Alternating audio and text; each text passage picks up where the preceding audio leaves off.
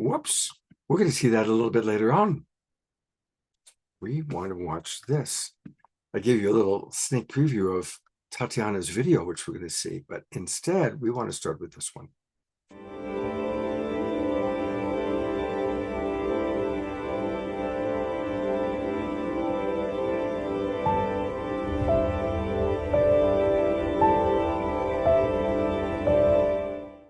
What if I were to suggest that you play a key role in the awakening world?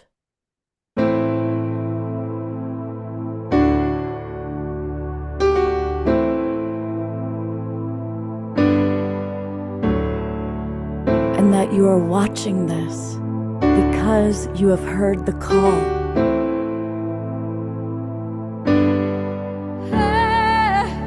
We can start right now by opening our hearts and minds.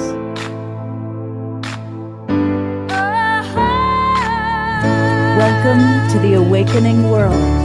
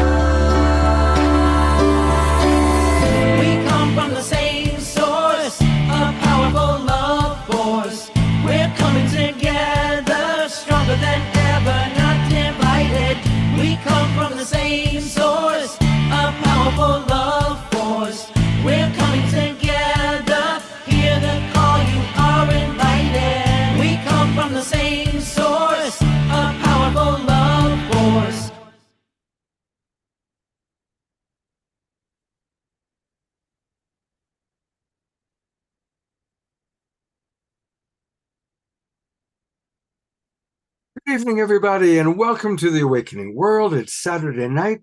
We've got a great show. We've got some great music, and we have some really special souls that I'm excited to be sharing with you tonight. We are going to be introducing you to some of the next generation of leaders for an awakening world. And this is a really exciting collaboration with one of my favorite human beings, and that's Reverend Deborah Moldow. She is my co-host for the evening. She's the director of the Evolutionary Leaders Circle, and she and I are blessed to be giving birth. We're like a little mama and papa giving birth to a new baby, which is a new synergy circle dedicated to new leaders for an awakening world. And she's going to tell you all about that in a moment. But let me introduce you to who you're going to be meeting today. Tatiana Speed, one of our favorite musical artists, is going to be with us, and she's one of our core founding members now. And Banal Wen, who you've also seen before as a musical artist, is joined us. Marley Benedicto, who's a very wise woman, and I really am so grateful to have her with us. And you remember from some of our Soul Search TV shows, Ashita is part of our new group. So we're excited about having Ashita with us. And a little bit, and Maggie is here. She just came on. All right. And you all know Maggie from, she's been on the show multiple times. She is also part of our core group of this new Synergy Circle. And she's also going to conclude our evening with a KES group healing. But in addition to the young people, there are some elders that are with us, thank goodness. And one of my absolute favorite human beings, and you all know and love him, it's Steve Bierman and his alter ego, Swami Beyondananda. And of course, as always, our beloved Omar Shah is with us, and he'll be providing a couple of songs. So it's a wonderful group of people. And I'm going to turn it over to my wonderful co-host, the wonderful and really just big-hearted mama bear for the evolutionary leaders, Reverend Deborah Moldow. Welcome. Thank you so much, Scott. It's wonderful to be back here on the Awakening World, and greetings to all of you in the Global Peace Tribe. I just love that name for all of those who tune into this broadcast from week to week, and blessings on you, Scott. for all that you do to bring people together and to showcase their talents and their visions and their joy. So this is very special, this very special program to me tonight, because I've been a director of the Evolutionary Leaders, which is, as you all know, you who are regulars here, you know that's an initiative of the Source of Synergy Foundation, and that it's a community of visionaries. And we've started to think of ourselves as elders because so many of us are of a certain age. And we've been asking ourselves why we're not more in contact with younger leaders. And we realized it's kind of a bit of a different world that the generation behind us and then the generation behind them are living in. Different media, different interests, maybe different views of the future, and that we needed to get to know them better. So we have, in the Evolutionary Leaders, we have 24 thematic synergy circles, which we think of as our action arms, and they're devoted to different things. And a lot of the guests have been on this show. We have the Artists Catalyzing Evolution, the ACE Synergy Circle that Scott's a very active part of. We have Conscious Business, we have Contact and Conscious Evolution, all kinds of interesting topics. But Scott actually had a vision to have a synergy circle for younger leaders in which they could come together with us and share what they're passionate about and what they see as the future that they want to co-create, and how we can support one another with our very different kinds of skills. So I'm very, very excited to introduce some of the younger leaders who are with us this evening. I'm also thrilled to have somebody more in my generation, and that's Steve Behrman, also known as Swami Beyondananda, who's one of my favorite people on the planet. And so I'm really looking forward to this show this evening. I also want to give a shout out to some of my friends in San Miguel de Allende who have joined us for the first time tonight. So thank you so much for being here. Wonderful. And, I just want to remind people that you can learn all about the Evolutionary Leaders Circle by going to evolutionaryleaders.net. And there's a lot happening there. If you haven't gotten it yet, please get the book, Our Moment of Choice. We dedicated an entire show to that book, and it's a wonderful anthology from 43 different evolutionary leaders writing. Some of your favorite people are in that book. And then to learn about the synergy circles that we do, go to where it says activities. And then if you click synergy circles, that's where you'll see all these different synergy circles. And soon, very soon, there's going to be a new one, which is the one that tonight's all about, our next generation of leaders for an awakening world. So definitely scroll around, learn all about the Evolutionary Leaders Network and what they're doing. It's certainly something that I'm really proud to be a part of. And all the people that I've met through the Evolutionary Leaders are amazing human beings. And of course, many of them have been on this show and will continue to be on this show. I also want to say a big hello and welcome to all of you watching on all the different Facebook groups and pages. Thank you to John and Summer Raymer for getting us out to sometimes as many as 200 Facebook groups and pages. Also, welcome to those of you watching on YouTube. Many of you watch us every week on Alan Steinfeld's YouTube channel. Alan, of course, is a member of the Evolutionary Leaders.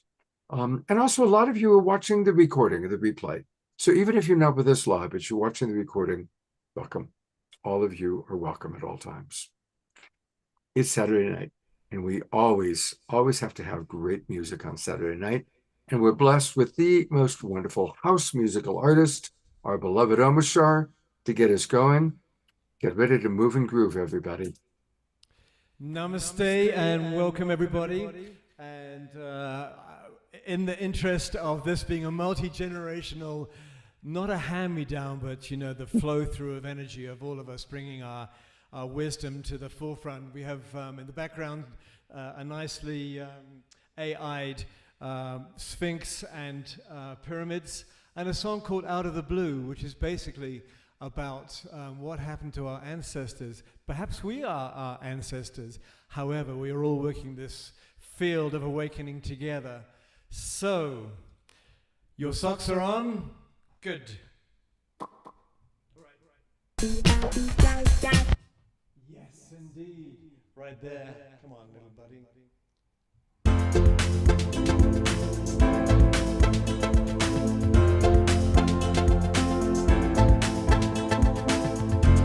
Whatever happened to the ones that came before? Did they just vanish into the blue?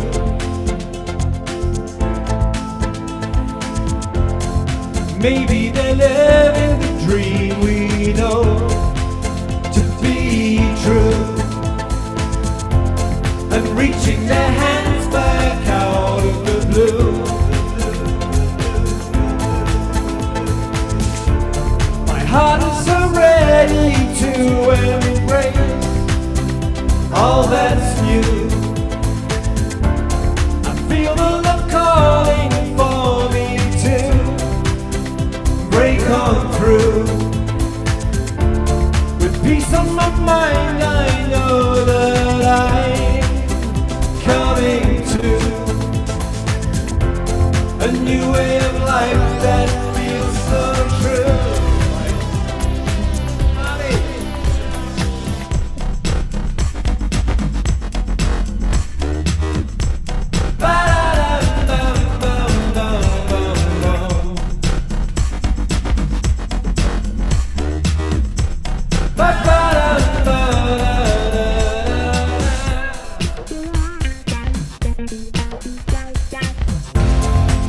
There's nothing here to hold me back from you. The clouds of my life have blown away.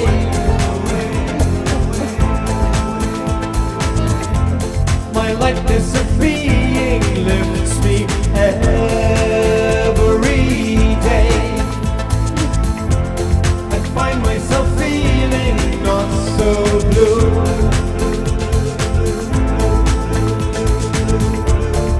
Heart is so ready to embrace all that's new.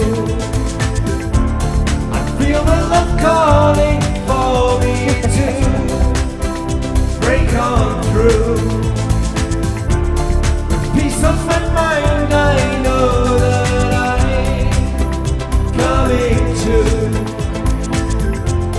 a new way of life that feels so true.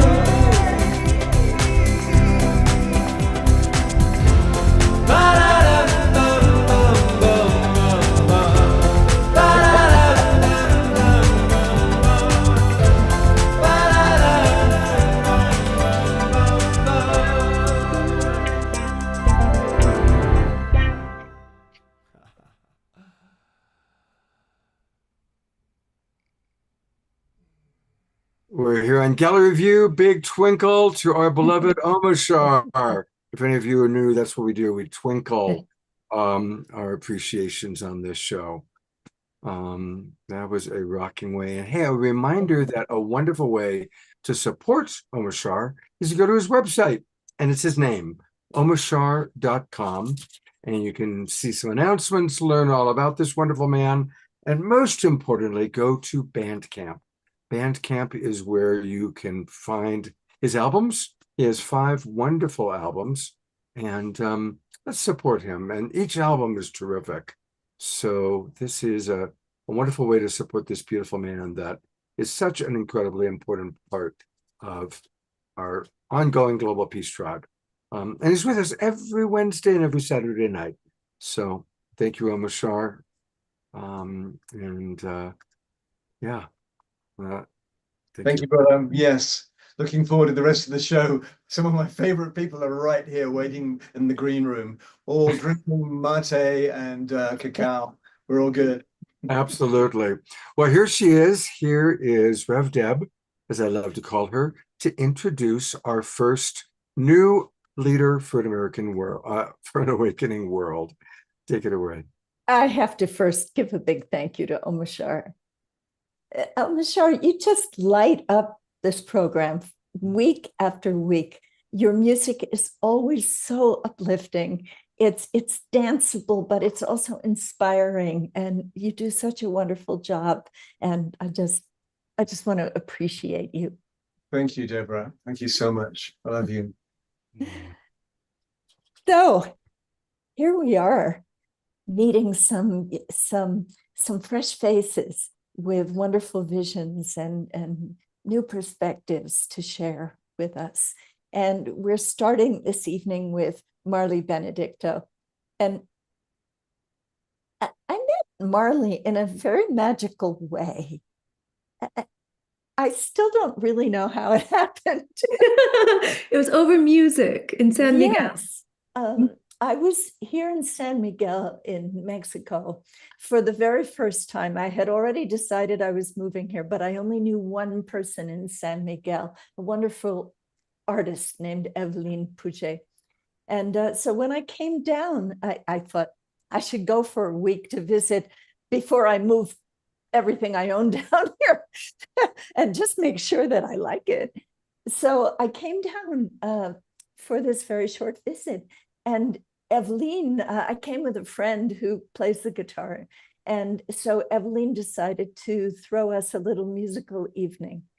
And she invited various friends of hers who were musicians. And my friend was very happy to play with all of these different musicians from different countries. And Marley showed up. And I said to Evelyn, "Who's that?" She said, "I'm not sure." Our friend Zolox had invited me. That's how I wound up there that night. Okay, I don't know that person. They are a good person to know. So that's just what I'm saying, is it was quite magical. And Marley started to sing with us, and she and I took one another's contact information and had tea a few days later and just bonded.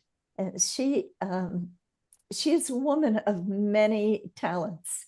And what I especially appreciate about her is that she's totally into new ways of living on the planet, about regenerative agriculture and saving the water and living with the land. And she's lived in a number of very sacred places, and she's deeply spiritual. And she also teaches people how to use their voice. You can find out about her at marleybenedicto.com.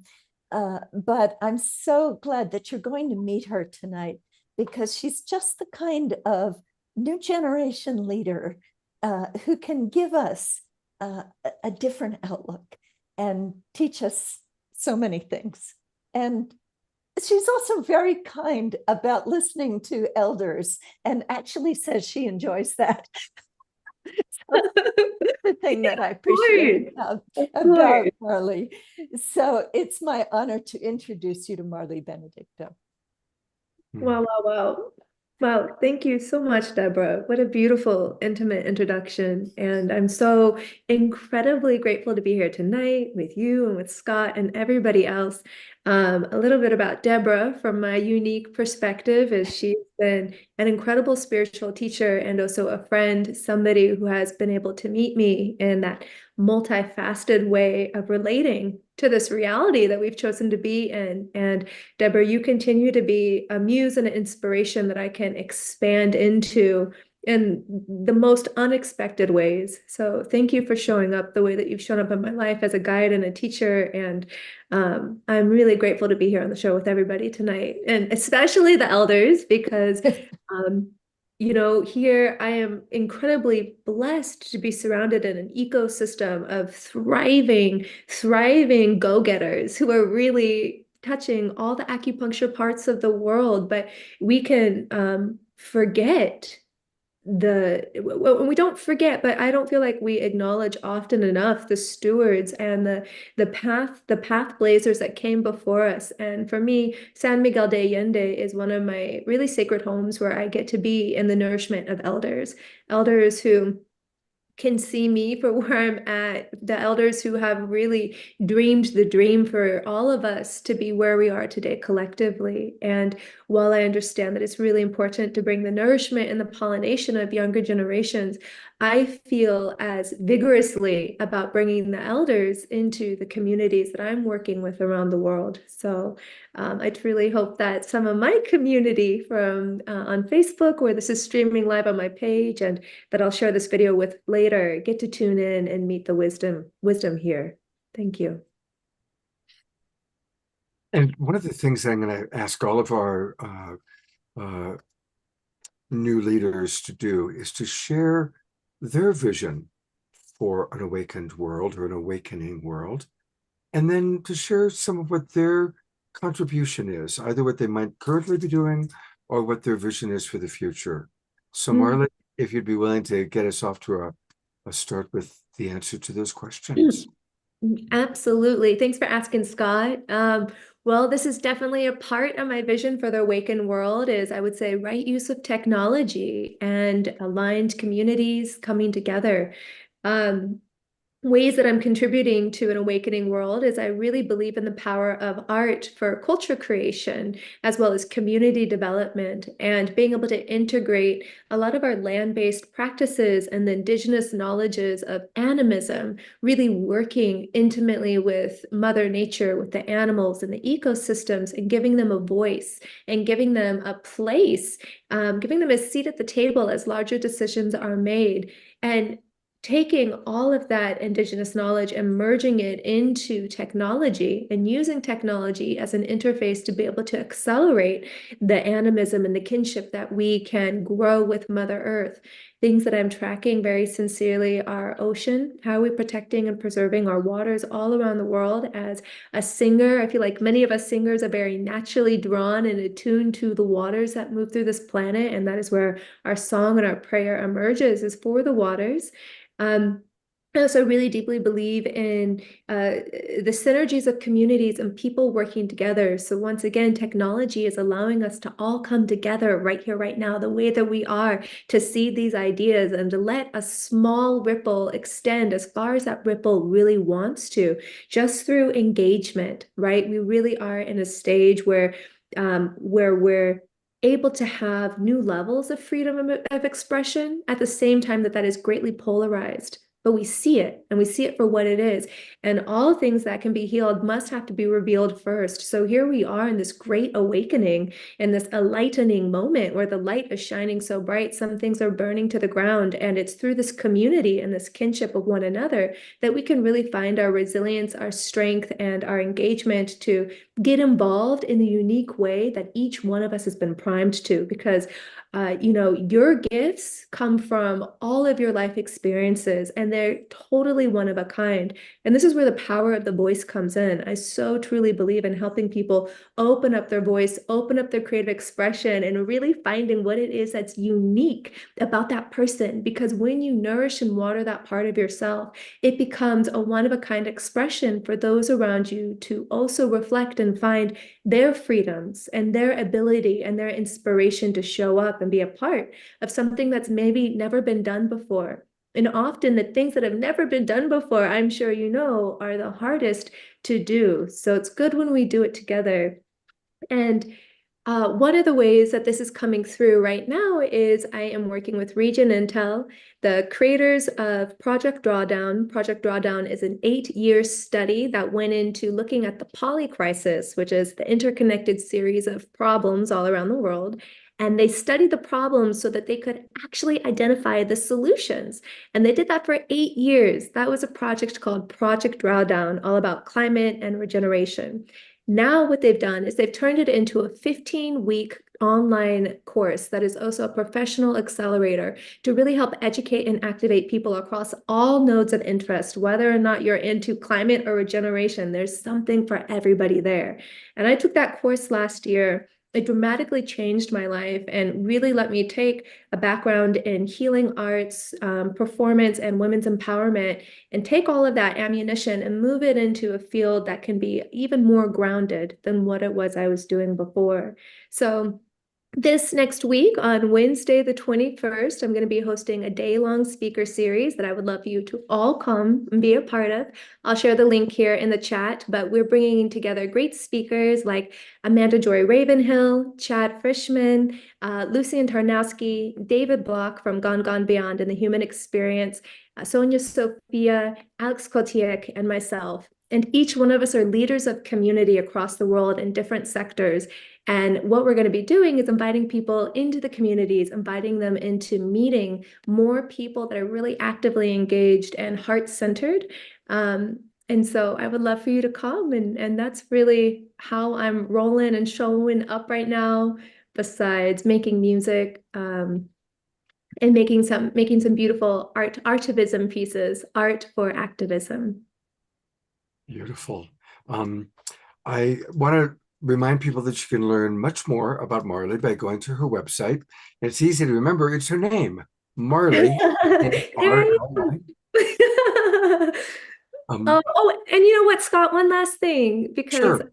I'm so excited to see what everybody else has to say here. But Miss Maggie, who's coming on next, and I are actually working on an incredible in-person experience. So this is a really incredible opportunity actually to bring together all of the generations. We're going to be living on eco villages for 8 weeks, learning what happens when we regenerate our body. How are we capable and able to show up to regenerate our communities and our planet? So that's living firsthand with solar energy, hydraulic energy, rain-caught water, food prepared from land grown right in front of us, taking Sacred Vision Quest to Mauna Kea and Waipio Valley, so many fun things like dolphins, and daily reoccurring education with leaders across the fields that I've just spoken about. So we'll share that as well. And I'm super happy to see Maggie here and grateful to be weaving with her in this way.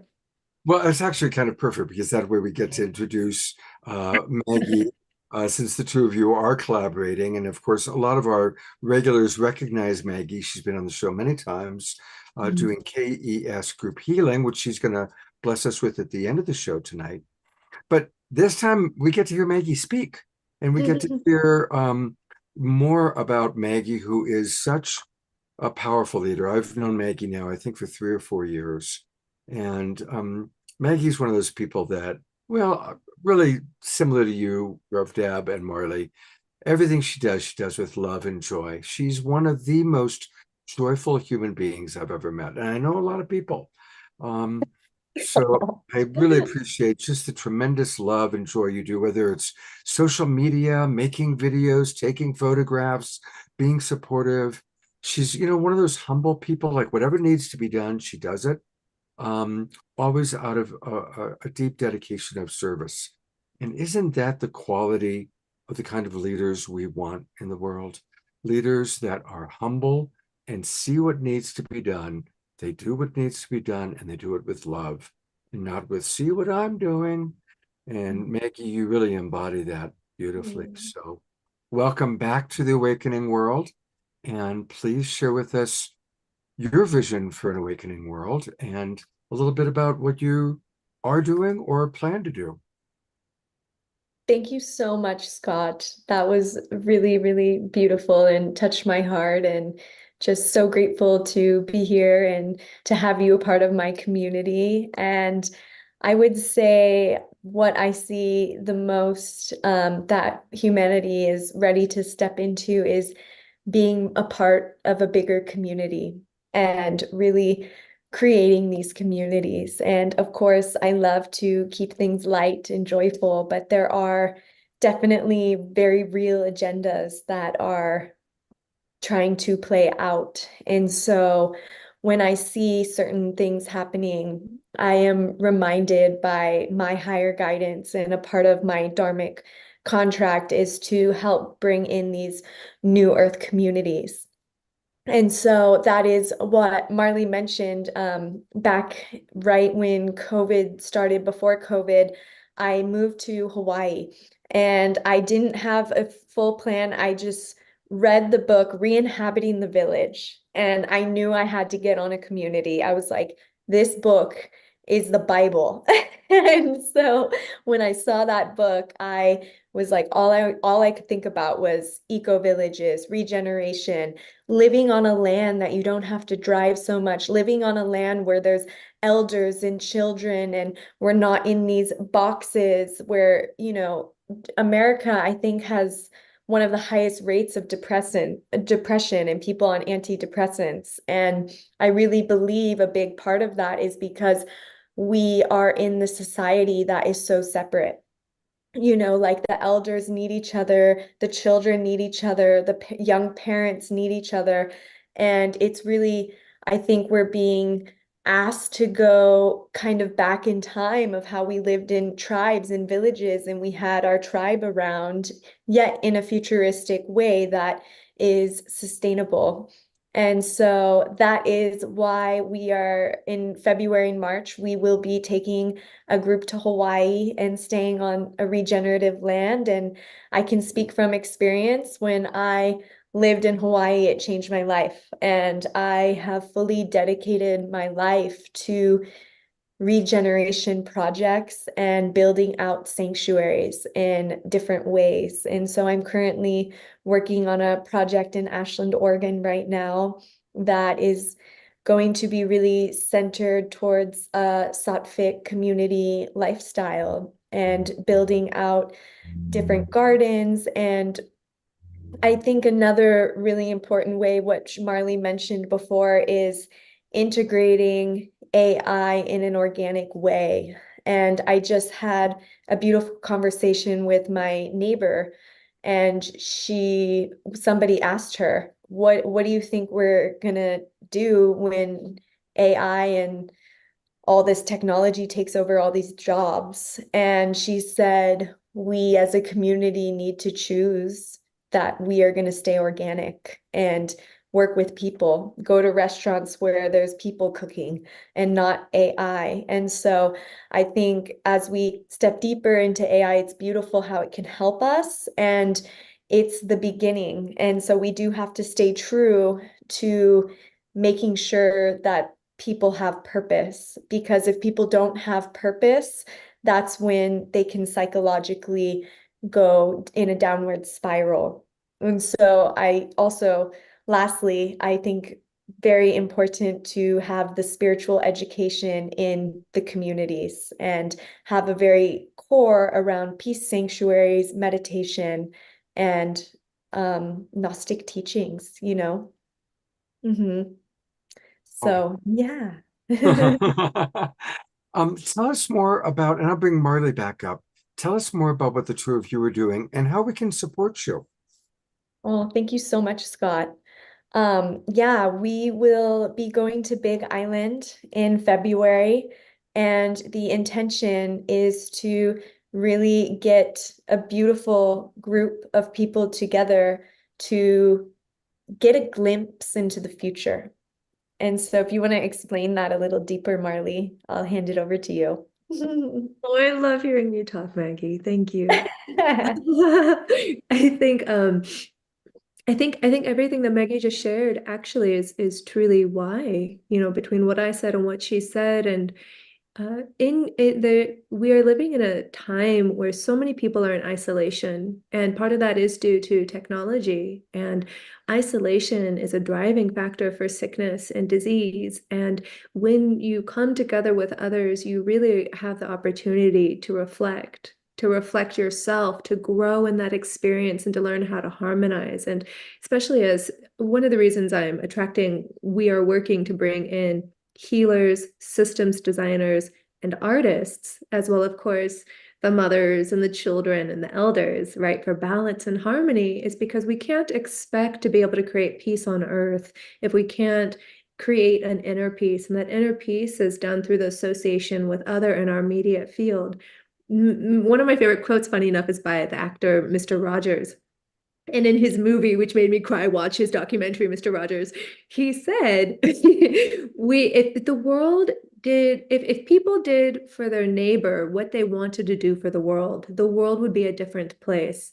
And That's so true. And I'm so grateful to have been neighbors with Maggie, both in Hawaii and here in Ashland, Oregon, and to see how we both really show up with a true intention to be there for our community the way that we hope to be there for the world. And so it'll be a lot of education. We're bringing in leaders across different cohorts to steward a week at a time. So there will be a lot of futurism, a lot of bringing the Hawaiian elders, the kumus, the priest, and actually going back to the practices of how they are in reciprocity with the aina, with the land, and trying to merge these two, of course, with many wellness facilitators on site and somatic artistic expressions. So we're staying in the body because so many of these incubators get really mental, and it's fun to be up here, but this is where all the work is done.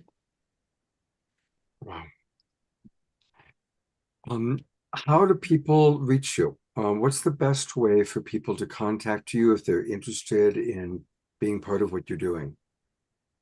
That is a great question. Well, people who register for Wednesday's masterclass are going to get an exclusive first opportunity to sign up because we're really bringing this to Aligned community before we go public. So the best way to get a VIP invitation is come to Wednesday's masterclass and meet some of the incredible people that we're hoping to bring in together for this 8-week gathering.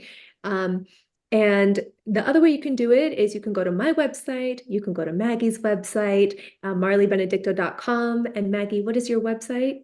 MaggieRoseAlchemy.com. And just hit that contact button and be like, hey, I saw you on that amazing show with Scott and Deborah. I want to come to Hawaii. And we'll just talk. Beautiful. Go ahead, Maggie. It's just we're curating a really intentional group, and so I'm that's also going to bring the magic to bring these innovators, bring these artists, bring people from all walks of life, and then watch what gets created. Because it's so beautiful when we go to festivals and different gatherings, but sometimes not a lot of action is taken after that. And so the point of an incubator like this is for action and aligned action to help local community and then think global, bigger scale. And is there an age range of people that you're inviting? All age range. Oh my Yeah. God. Bring the kids, bring the grandparents. This is very inclusive in that sense. Okay, Because good. that's also how we grow, right? The other thing about these short, quick flashes of festivals and conferences is it's really easy to show up in your shiny bright for 5 days, but who are you 2 weeks in? And that's where we create community. That's where we create transformation. All right. So I'm going to go over those websites again slowly for all of our people watching on Facebook or YouTube. For the Wednesday event, go to www or HTTPS. The actual URL though is lu.ma/6OTI9M6K. A little bit hard to remember. But what you can do is come into the Zoom room, and that's where we always put these things, and it's a lot easier to find it. You probably could Google Heart Heal Earth, and probably would be able to find it that way as well. And that's what's happening this Wednesday, August 21st, 11 a.m. till 5 p.m. Is that Pacific time? 11 a.m. to 5 p.m. And some wonderful people who are going to be there. David Block is actually someone I know quite well. Sonia Sophia has been on this show. Lucian Tarnowski has been on this show. And so it's going to be a beautiful event. I'll try and tune into that. So definitely that's what's happening on Wednesday. And then you're going to get a wonderful experience of Maggie's healing abilities. But I want to take us to her website right now. And to learn more about Maggie and to perhaps even experience her, go to MaggieRoseAlchemy.com. Maggie, M-A-G-G-I-E, RoseAlchemy.com. She is an extraordinary energy healer. You're all going to experience that a little bit later on this evening. And she truly does bridge the spiritual and natural world. So this is where you can learn all about our Maggie. Any final thoughts that either of you would like to share? Thank you so much. Really great to connect with the community here. Mhm. I Really? love that last thing that Marley said about community leading to transformation. Because isn't that what the Global Peace Tribe is all about? As well as the evolutionary leaders, of course. Mm. Yeah, both of you are so wonderful. You make a wonderful team. And I'm so grateful that you are two of our core founding members for this new Synergy Circle. Oh, thank you To- so much. Yeah, thank you so much. So grateful. Our pleasure. To introduce our next leader, here's a video that she created, and many of you are going to begin to recognize her. She's one of our favorite musical artists, and of course, I'm talking about Tatiana Speed. But here's a video that she created, which I had all queued up to play, and it's being a little ornery, so we're going to try that again. Sometimes you have to do it twice. Let's do that again. Here we go. Here we go. We rehearsed it and everything. Come on, baby. There we go.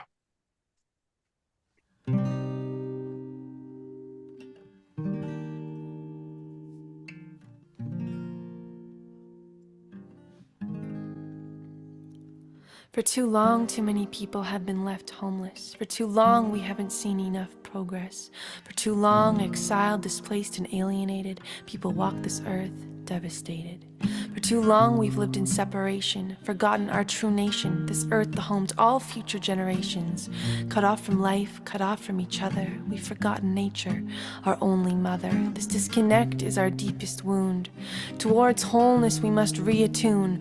Whole life, whole person, whole systems, all cultures, one planet. If you feel this truth, let's stand for it. Let's reclaim home as the destination. Choose inclusion over separation, and build a refuge, a sanctuary, a place of healing that nurtures and supports all beings. Let's build a home right where we are. Let's build a home for all of us. Let's build a home for humanity. Let's build a home that nurtures all of life.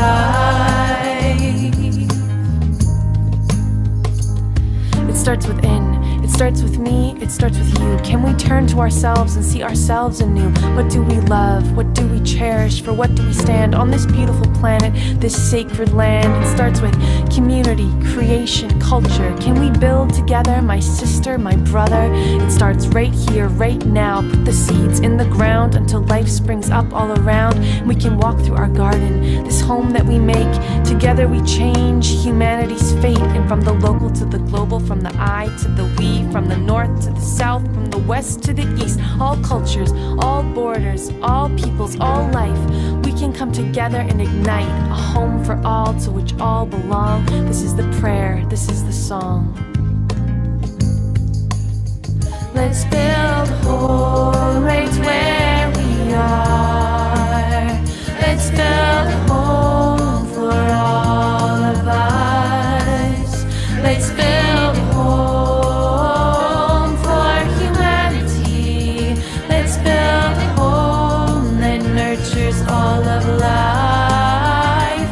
One world, one home, one heart, one life. All people, all cultures now. One world, one home, one heart, one life. All people, all cultures now. Let's go home. We are going home. Let's build a home right we are. Let's Let's build a home for all of us. Let's build a We are home for humanity. Let's build a home that nurtures all of life.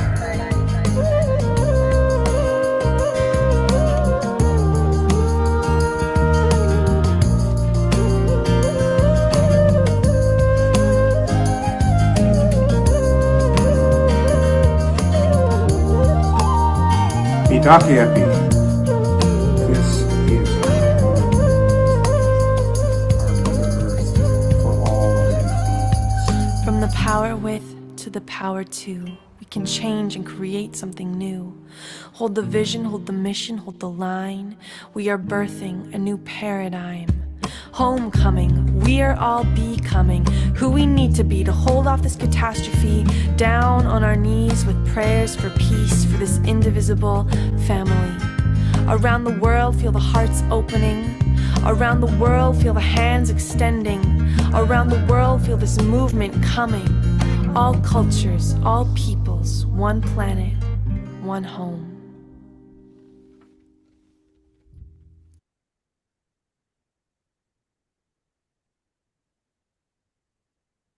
You can pause it there, Scott. It just goes on for a while and then it's, yeah. Well, how amazing. Wow. I had never seen that video before, You Tatiana. hadn't? Oh, wow. I know And I've showed that song here, but maybe you never saw the I never actual. saw the video, no. And Rev Deb, did you see all of our evolutionary leaders? I know it was chock full of friends from around the world and It was. beautifully put together, Tatiana. Really, such an uplifting piece. Thank you. Thank You- you. We haven't heard from our audience yet, and there's so many comments coming in. So I'm going to read some of what our Global Peace Tribers have to say in the Zoom room. Don Drake writes, "What a powerful message." Eleanor Joy writes, "Absolutely fabulous." Morgine writes, "I'm crying at the beauty of this song and video. I wish I could play it for all of my friends. I want the link." So we'll put that in there. Marley writes, "Wow, so heart-opening, strong words and beautiful, and beauty." Grace Denise writes, "What a wonderful song and video." Dorina Joy, coming from Ecuador, writes, "Another master heart gem. Tatiana, you are so inspiring, beautiful, and needed now more than ever. Thank you deeply from all of us." But there's more coming in. Morgan wants to know if it's on YouTube so we can share. It is, so we'll put that link on. Ayada writes, "Tatiana, your music always brings me to tears. I love this video and all of your music." And even, well, not even, but our beloved Omashar writes, "Amazing video, Tatiana. Phenomenal and so uplifting." And more still coming in. Yeah, that video was so amazing to make because it was truly weaving the world together. And I worked with it with the organization Home for Humanity, and they have homes all around the world. And so we did this project of bringing in their voices, all around the world. People sent videos to me, and it's like, this is my vision of the awakening world, or of this new paradigm, is what I tried to create in this song. Basically, is all of us connected, all of us collaborating, creating beauty, creating art, honoring our different cultures, where we come from, and yeah, coming together in harmony, coming together in song. I feel song has such a beautiful, way of just showcasing how we can live and co-create together in such a beautiful way. So yeah, really sweet to share this video with all of you. And I've been so inspired listening to you, Maggie, and listening to you, Marley, like just light bulbs going off inside of me, hearing about what you guys are doing and the communities that you're creating. And when you said you're going to Hawaii, I've been like feeling this calling to Hawaii for years. And when you said that, I was like, I'm coming. I will be Yes, don't know if I'm invited, but you are. Wow, the first in-person meeting of the Synergy Circle. Yes, please. Fantastic. Thank you. yeah, just so inspired by all of you here and all that's being co-created. And I feel like my kind of offering is really, bringing people together through music. I do that through my women's circles. I lead women's circles where I have women singing together, expressing their voices, clearing the blocks to their own authentic expression and their fears around taking up space, being heard, being seen, being visible. And also through kirtan and just the power of us singing together, and the power of sound as the, the primary vibration of this universe. And then I also create really healing transmissions through music. I'm emerging still from like a 7-year kind of health crisis that, you know, was all perfect and just took me on this journey into the body. And I realized that I had been practicing spirituality and kind of using it almost as a way to check out of myself, as a way to manage trauma by leaving. And the health journey really, it just like brought me to earth and has been teaching me how to be a human being and how to really attune to the wisdom of the body and honor the wisdom of the body and see these bodies as temples of our soul, and as the place where heaven and earth come together is in this beautiful vessel of our body, this instrument of our spirit on earth. And so I feel very called to supporting all beings, but especially women, on this return to their body temple and healing the division that's there, and yeah, the absolute joy and beauty and power and wisdom and intuition and magic that's accessible when we start to come home to ourselves. And so I've been studying a lot of somatic therapy and kind of like bridging somatic therapy with also the very refined, like more rarefied spiritual practices. And I'm so, like, I feel like this is so much my own journey still. I'm still in this unfolding journey of figuring out how to be a person on the planet. And I feel like maybe that's the case for many light workers, where we come in so sensitive, so finely tuned, so like perceiving so much, and it can be like too much, and it can cause us to want to check out and not know the sacred technology of our bodies. So I am currently creating an album. It's called Lullabies for Adults, and it's a really soft, it's a very different vibe than the song I just shared with you. It's a very, very soft, gentle invitation into the body, into the somatic wisdom of the body, and into coming home to ourselves. And when I feel into my vision for the new paradigm, it's really this wholeness, this sense of right relationship with ourselves, right relationship with each other, this forgiveness and love to ourselves, forgiveness and love for each other. And like, what kind of a world could we co-create from there for the earth? So I was thinking, Scott, that I could maybe share a little snippet from my upcoming album. Nobody has heard this yet, and it's not properly mixed, and my voice isn't perfect yet, and nothing's perfect yet at all. But I thought it could be really special just to give you guys. Yes, please. Yes, please. Yes, please. Okay. Unheard footage from my living room. Okay, how do I say share? So I'll just tell you a little bit about the song. The song is called May Love Carry Us Home. It's coming towards the end of the album. The album really goes through this journey into the body and into feeling safe in our bodies and on the planet. And then from there, the songs start to invite us into like a deep sense of like self-love, self-forgiveness, and that same level of love and forgiveness for each other. So this song is called May Love Carry Us Home. So I'll just play a couple minutes of it, and here we go.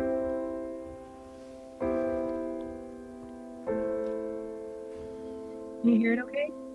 Yes.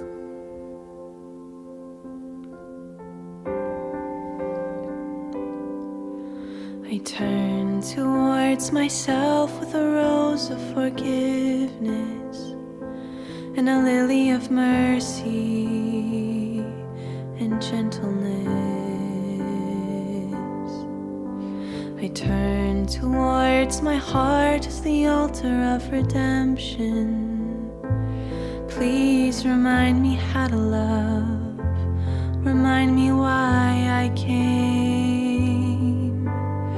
All these years, all of the ages, struggling so hard to find my way.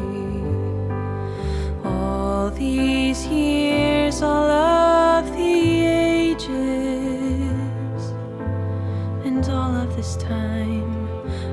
held in love's embrace.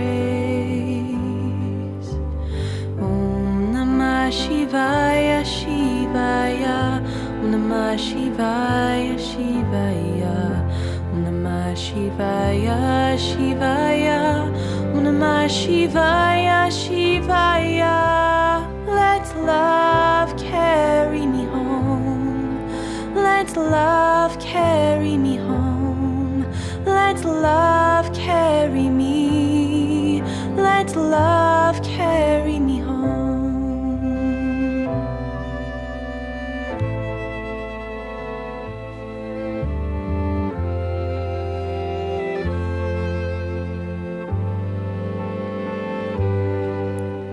I turn towards you with a rose of forgiveness and a lily of mercy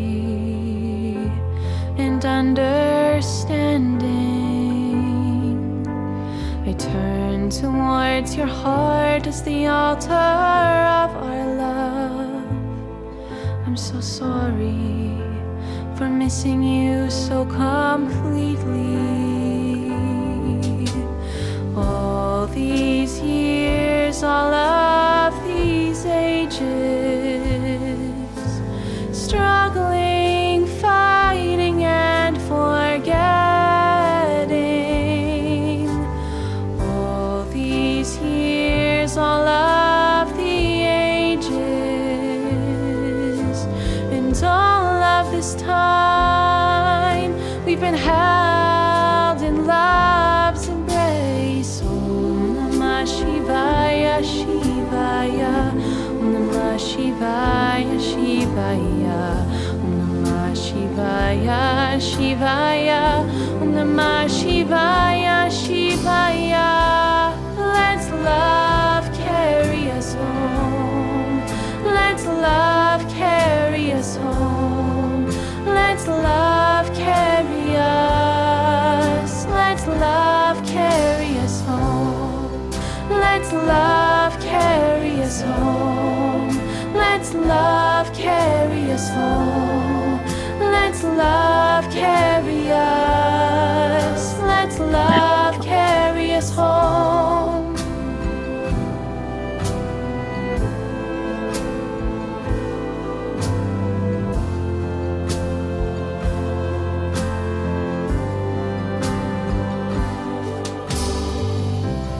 We are so much more than we ever knew. I see it so clearly, I see you. We are so much more than we ever knew. I open my heart to the truth. We are so much more than we ever knew. I see it so clearly, I see you. We are so much more than we ever knew. I open my heart to the truth. Wow. Thank you for receiving this first draft. I'm going to Wow. read some of the comments and then Wow. I'll wrap it up to share. Pam writes, Tatiana, the song is so beautiful. It carries my soul straight to the stars and parks me there to rest a while. You are amazing. Amushar writes, how blessed we are, dear Tatiana, for this sublime song. Thank you. Carol Craig, weeping with emotion. Don Drake, let love carry us home. Marley writes, wow, pure melty bliss goodness. More, more, more. Susan Woolridge writes, Tatiana, I want to hear this song over and over and over with the rose of forgiveness.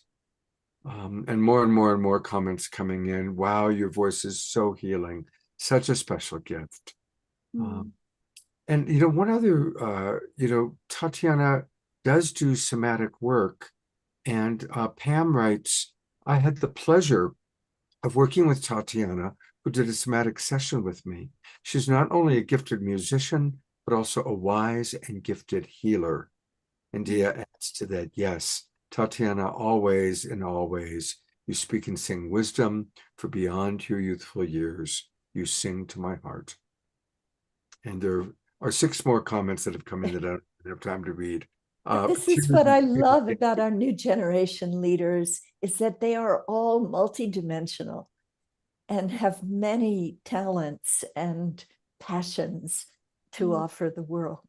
And Tatiana, you are just overflowing with gifts, and we are so honored to receive them. Oh, I'm so touched to be here with all of you so much. And it's so special to share this song into this group first, really, because Scott, you were the very first. I did 7 years of pretty much complete solitude, and so Scott was the very first person to sort of invite me out into the world. And I'm really like emerging now, and but this was the first place I really came forward in, so it's forever very special to my heart. Well, we love you very much. And I want to encourage everyone. This album of hers, Lullabies for Adults, I've been blessed to hear much of it. It's incredible. And if you go to her website, which is her name, TatianaSpeed.com, pre-order her new album. I mean, we just got a little taste of it. And I've heard many of these songs. They are so relaxing, so gentle. And it is important for us to support our musical artists. So go to TatianaSpeed.com and pre-order her album, Lullabies for Adults. That's a wonderful way that I'm going to be touring in October. I'm driving across Canada, and then from there, I'm going looking for communities, Maggie and Marley.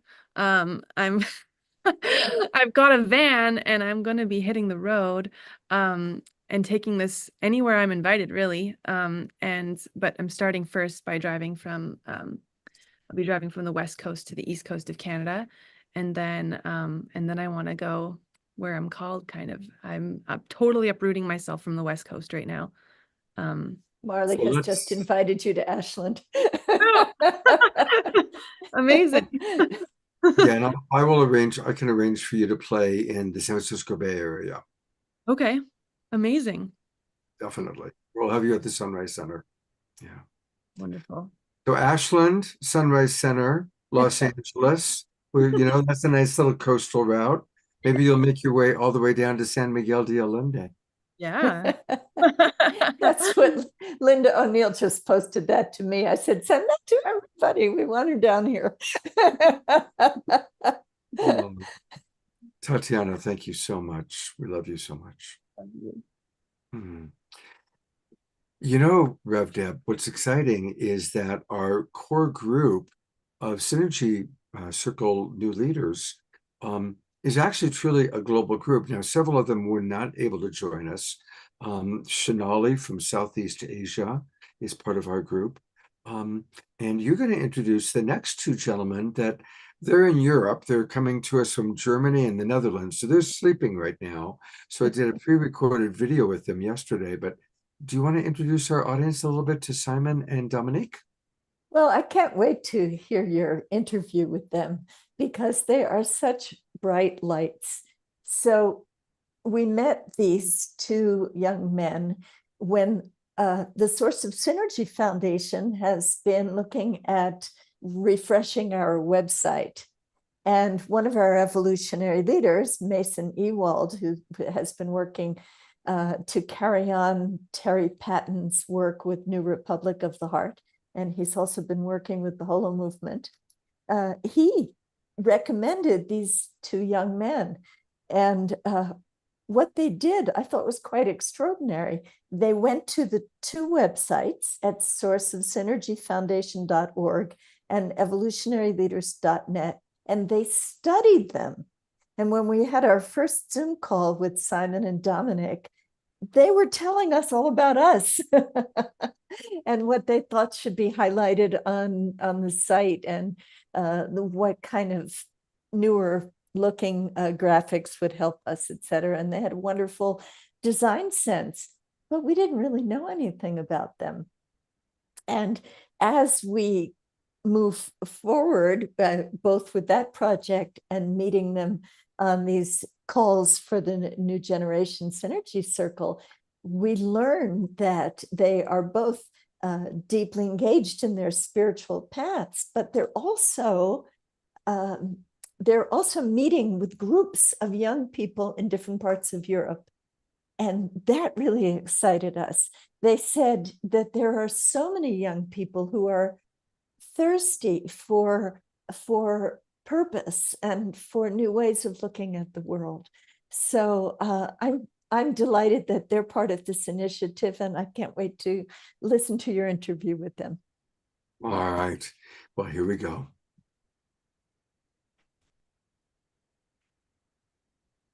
So here we are with two of our new leaders coming to us from Europe. These are both new people in my world, but I've really enjoyed getting to know them. And now I get to introduce you to our Global Peace Tribe audience, where by now we've met some of the other new generation leaders. So we'll start with Simon, who's in the Netherlands. Simon, what's your vision for an awakening world? Thanks, Scott, for the introduction. And my vision for an awakening world is a place where we can all come together and just be ourselves authentically, where we don't have to be pretending to be someone that we are not, and that we can, as a community, create an environment in which we can find ourselves in the first place. Because oftentimes we come into this world and have many ideas about what we are, what we should be, societal norms. And I think it's just amazing if, or for me, my vision for an awakening world is a world where we can all find out who we are truly ourselves, and that the school system or the educational system is designed for finding ourselves, that the medical system is really designed to find ourselves. Because for me, for example, sickness is just like losing parts of ourselves, and then trying to reintegrate them would be a great place to start healing. And that's for me what healing is about. So I think it's just about a place where we can all mutually find ourselves, and what this entire thing of physical life is about. It's beautiful. Yes. That is a good vision for an awakening world. And Dominic, who's coming to us from Germany, what would you like to add or riff on for your vision for an awakening world? Yeah, thank you, Scott, for having me as well. Yeah, I mean, Simon, thank you for what you already shared. I totally agree with what you said.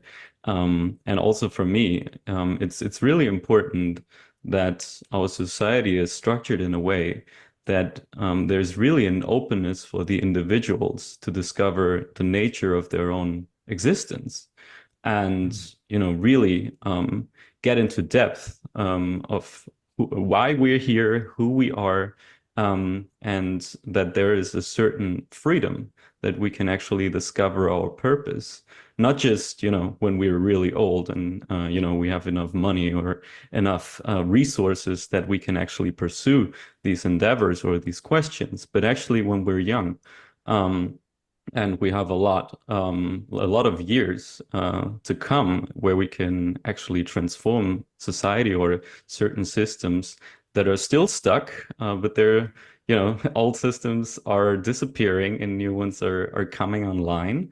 And as you said, Simon, for me, my passion also lies in the education system, because I think a lot starts with education or re-education in a certain way. From my point of view, there should be a focus also on the inner development, and especially also on the spiritual aspect of our being.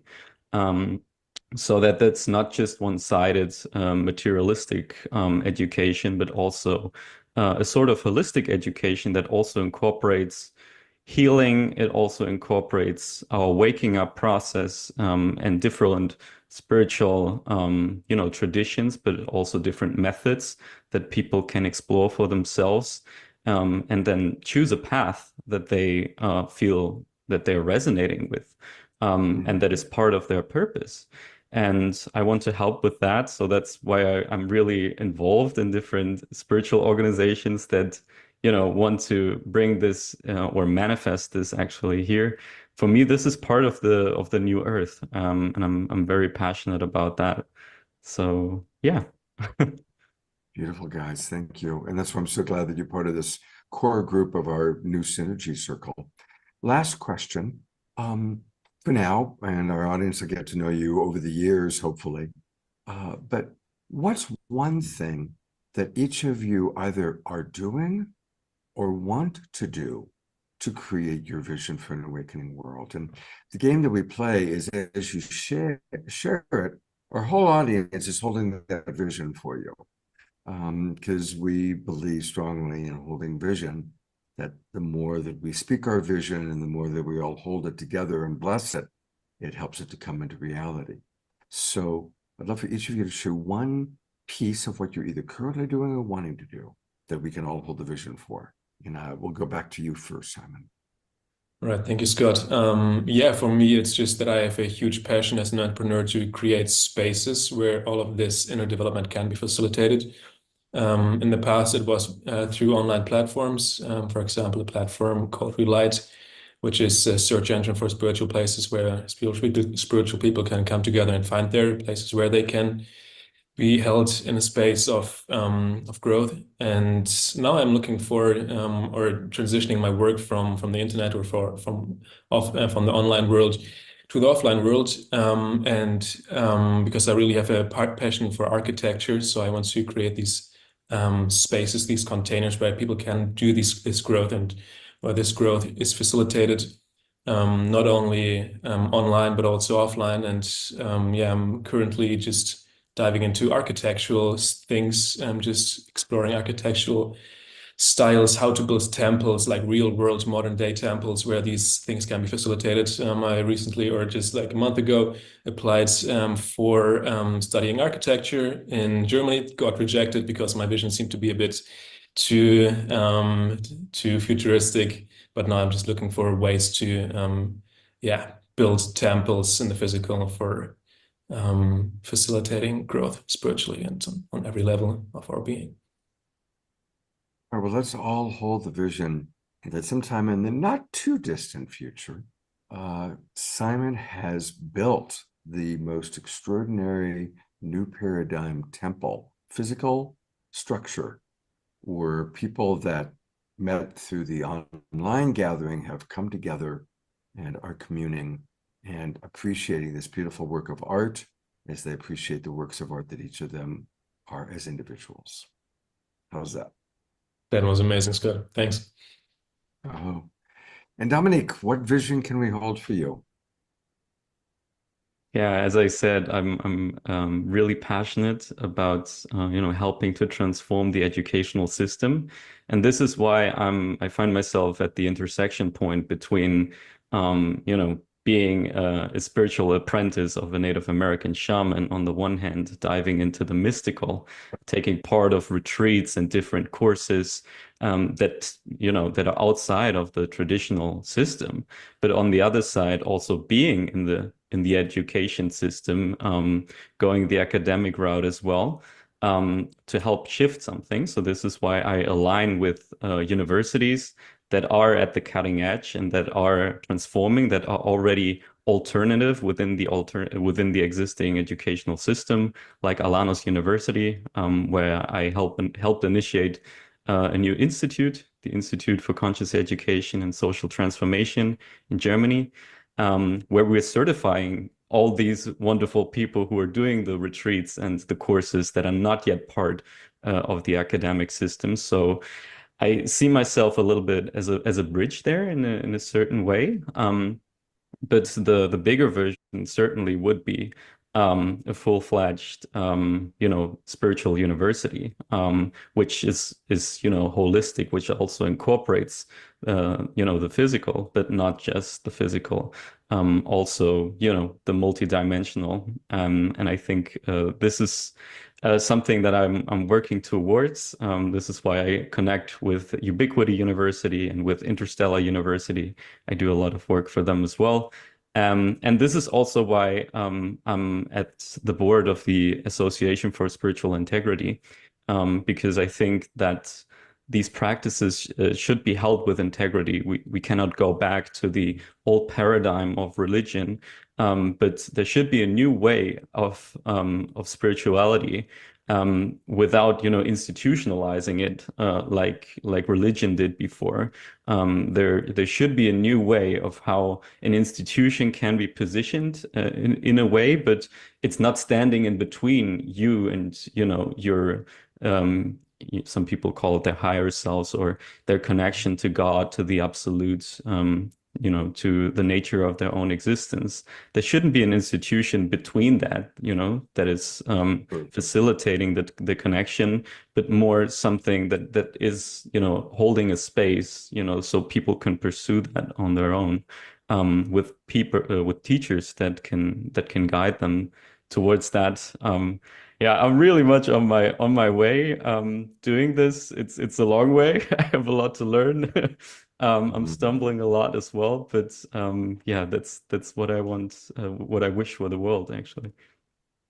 So we're going to hold that vision for you too, both as you as student having the perfect teachers, but also you as the bridge builder, and playing your perfect divine role in building these bridges between institutions and individuals, between indigenous wisdom and more traditional academic.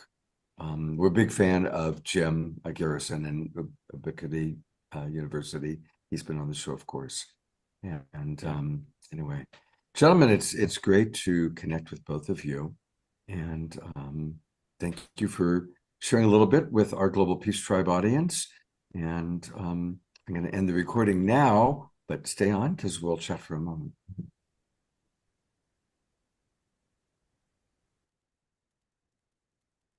Oh my. It just divine. I love seeing the new masculine come in through men like Simon and Dominic and Omashar and you, Scott, and so many of the guests that you've had on this show. It's healing. So I've put 2 links in the chat, one to what Simon spoke about, Relight, where he was putting, yes, scroll down to the places because it's lovely to see that. Let me accept the cookies. There we go. Sure. Oh, I and somebody love that he wanted to do that, to direct us to where all of these spiritual centers are. And I see a lot of them are in California. and honestly, I've been to Green Gulch, Zen Center, SRF Hollywood, Esalen Institute, Mount Baldy. I've been to most of these places. Yeah, I was expecting more of them to be in Europe, but I guess California is still a nexus of spiritual centers. And then I also put Dominic's website and his about. He's just such a bright light. So I love these directions that they're moving in. Again, they are so multi-talented. We met them because they build websites, but Simon is going into architecture and Dominic into education. And it's just inspiring. What can I say? And global, the Netherlands, Germany, Latin America. So it's really, we are the Global Peace Tribe, and we definitely want for this new synergy circle to be made up of young leaders from all cultures, from all races, from multiple countries. We'll definitely have to talk to Pato and Antoinette and see who they can refer from their African travels. And I know you have somebody that you were sharing with me just before we went on air, Peter, who's in Europe, with some young people in Europe. Yes, the Hague Center has, based in the Netherlands, has young people that have been engaged in their programs with them. So I'm looking forward to meeting the people that they want to send to us. And I also want to mention, just from a glance at the chat, that Tatiana has been invited to practically every place imaginable that our Zoom audience could think to offer. So she's going to have quite a journey. And thank you, everybody, for opening your hearts and your homes to Tatiana. I know that's going to be a magical journey. Yeah, it's very, very, very beautiful to see all the comments coming in and all the support for our beloved Tatiana. And speaking of beloved, you get to introduce someone that I know is very precious to you. Oh my God. Is everybody ready for a break? I asked Scott to put this image on the screen because this was my introduction to the delightful Steve Behrman in his alter ego as Swami Beyondananda, this book, Driving Your Own Car. Oh, do put it up again. Okay, I'll do it again. This book, Driving Your Own Karma. Oh. This came out, I believe, in 1989. And I was so impressed that somebody could be this witty and this wise at the same time. And later on, Steve co-wrote a book with Dr. Bruce Lipton, who was one of our original members of the Evolutionary Leaders. And that was the biology of belief, right? Yeah. And spontaneous evolution. Oh, I'm sorry. Bruce is the biology. He wrote that by himself. I did not know. He did that by himself. You came in to make it more spontaneous. Spontaneous evolution. And we were so thrilled to bring Steve into the Evolutionary Leaders. I just want him on every program he's on with me because I love everything that he has to say, including the very serious work that he's been engaged in lately. But here he is as the one and only Swami Beyondananda. Well, thank you. Thank you, Scott, for inviting me on an Awakening World, because that is our choice right now. Either we will have an awakening or we'll have a wake, if you know what I mean. And of course, the synergy circles, that's perfect. There's no sin in synergy, and there's no harm in harmony. Now, I like the multi-generational approach of this whole thing. I'm happy to be part of the multi-generational regeneration generation so that together we can reverse the degeneration. Now, being a Swami, I get a lot of metaphysical questions, and I never met a physical question I didn't like.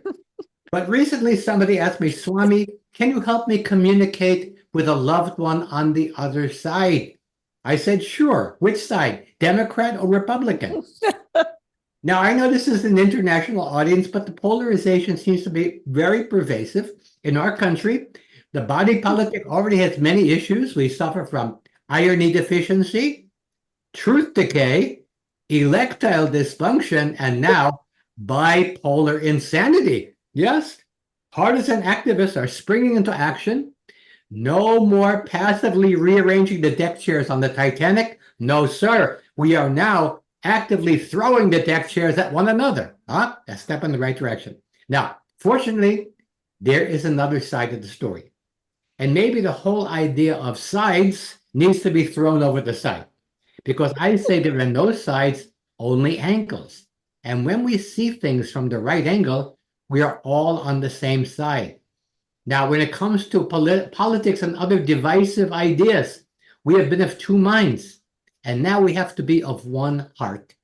Instead of the old tug of war, we're all pulling together, that's pulling us apart. We're pulling in different directions. We need to have a tug of peace where we all pull together in the same direction. I know what you're thinking. You're thinking, Swami, you're proposing a sane world. You must be crazy. Well, maybe it is time for us to all go sane together by committing ourselves to a sane asylum and cultivating a sane and sacred center in our own lives and in the world. To address problems like climate change, we must begin with political climate change. Warmer hearts and cooler heads. The time for revolutionary uprising is over, because revolutions just keep us revolving on the same hamster wheel of misfortune, the un-merry-go-round, right? A death spiral for our species. We need an evolutionary upwising where we humans wise to the occasion and step off of the lose-lose battlefield and onto the win-win playing field.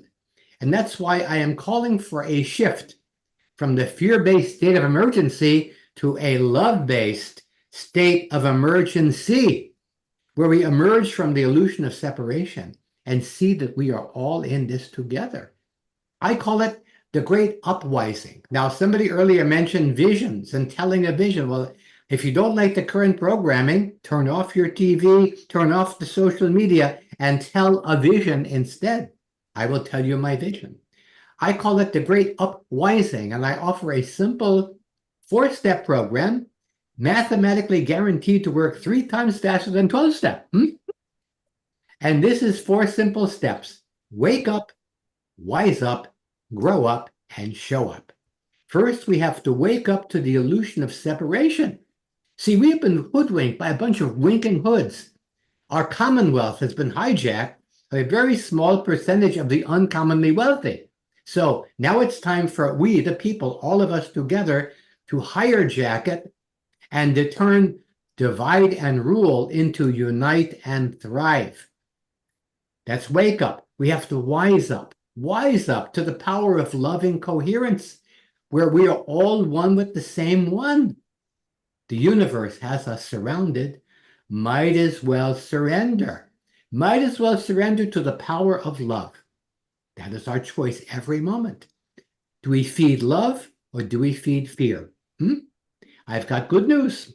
Love is more powerful than fear. Otherwise, we'd be singing, all you need is fear. Good, we're not singing that. Okay, now, stop worrying about the deep state and cultivate a deeper state. A deeper state. And that is how we will make Goliath down. The only way to overgrow Big Brother is by bigger brotherhood and sisterhood and all forms of loving one anotherhood and loving all of the others in the hood. Okay, we have to grow up from children of God to adults of good. We have been stuck in that very awkward stage called adolescence, where our essence has been addled by toxic belief systems, BS for short. We have to remember, truth lives in your heart and beliefs lie in your head. So if you want to stop all of that lying in your head, listen to your heart, because the more we expand our hearts, the less we'll need to shrink our heads, right? Okay, now, I want you to show up. That's the 4th step. Show up on a new playing field where we gather all good intentions under one big intent. Intentional mutual benefit. That's where we wise up about the identity issues that divide us and focus on the identical issues that unite us. Clean air, clean water, clean food, and clean government. Everybody who's been cultivating inner peace all these years, now is a time to let it out and declare all-out peace. To all of the warring tribes on the planet, I have this message. Pax on all of your houses. Thank you very much. This is Swami Beyondananda. Namaste and namasko. Goodbye.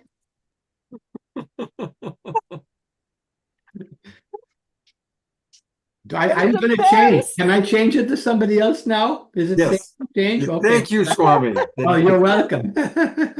Yes, and we're looking forward to welcoming Steve Behrman. But meanwhile, let us all give our twinkles to Swami Beyondananda.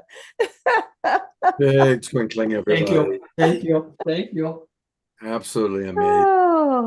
Oh, okay. Here I am. I'm sorry. I always miss the Swami for some reason.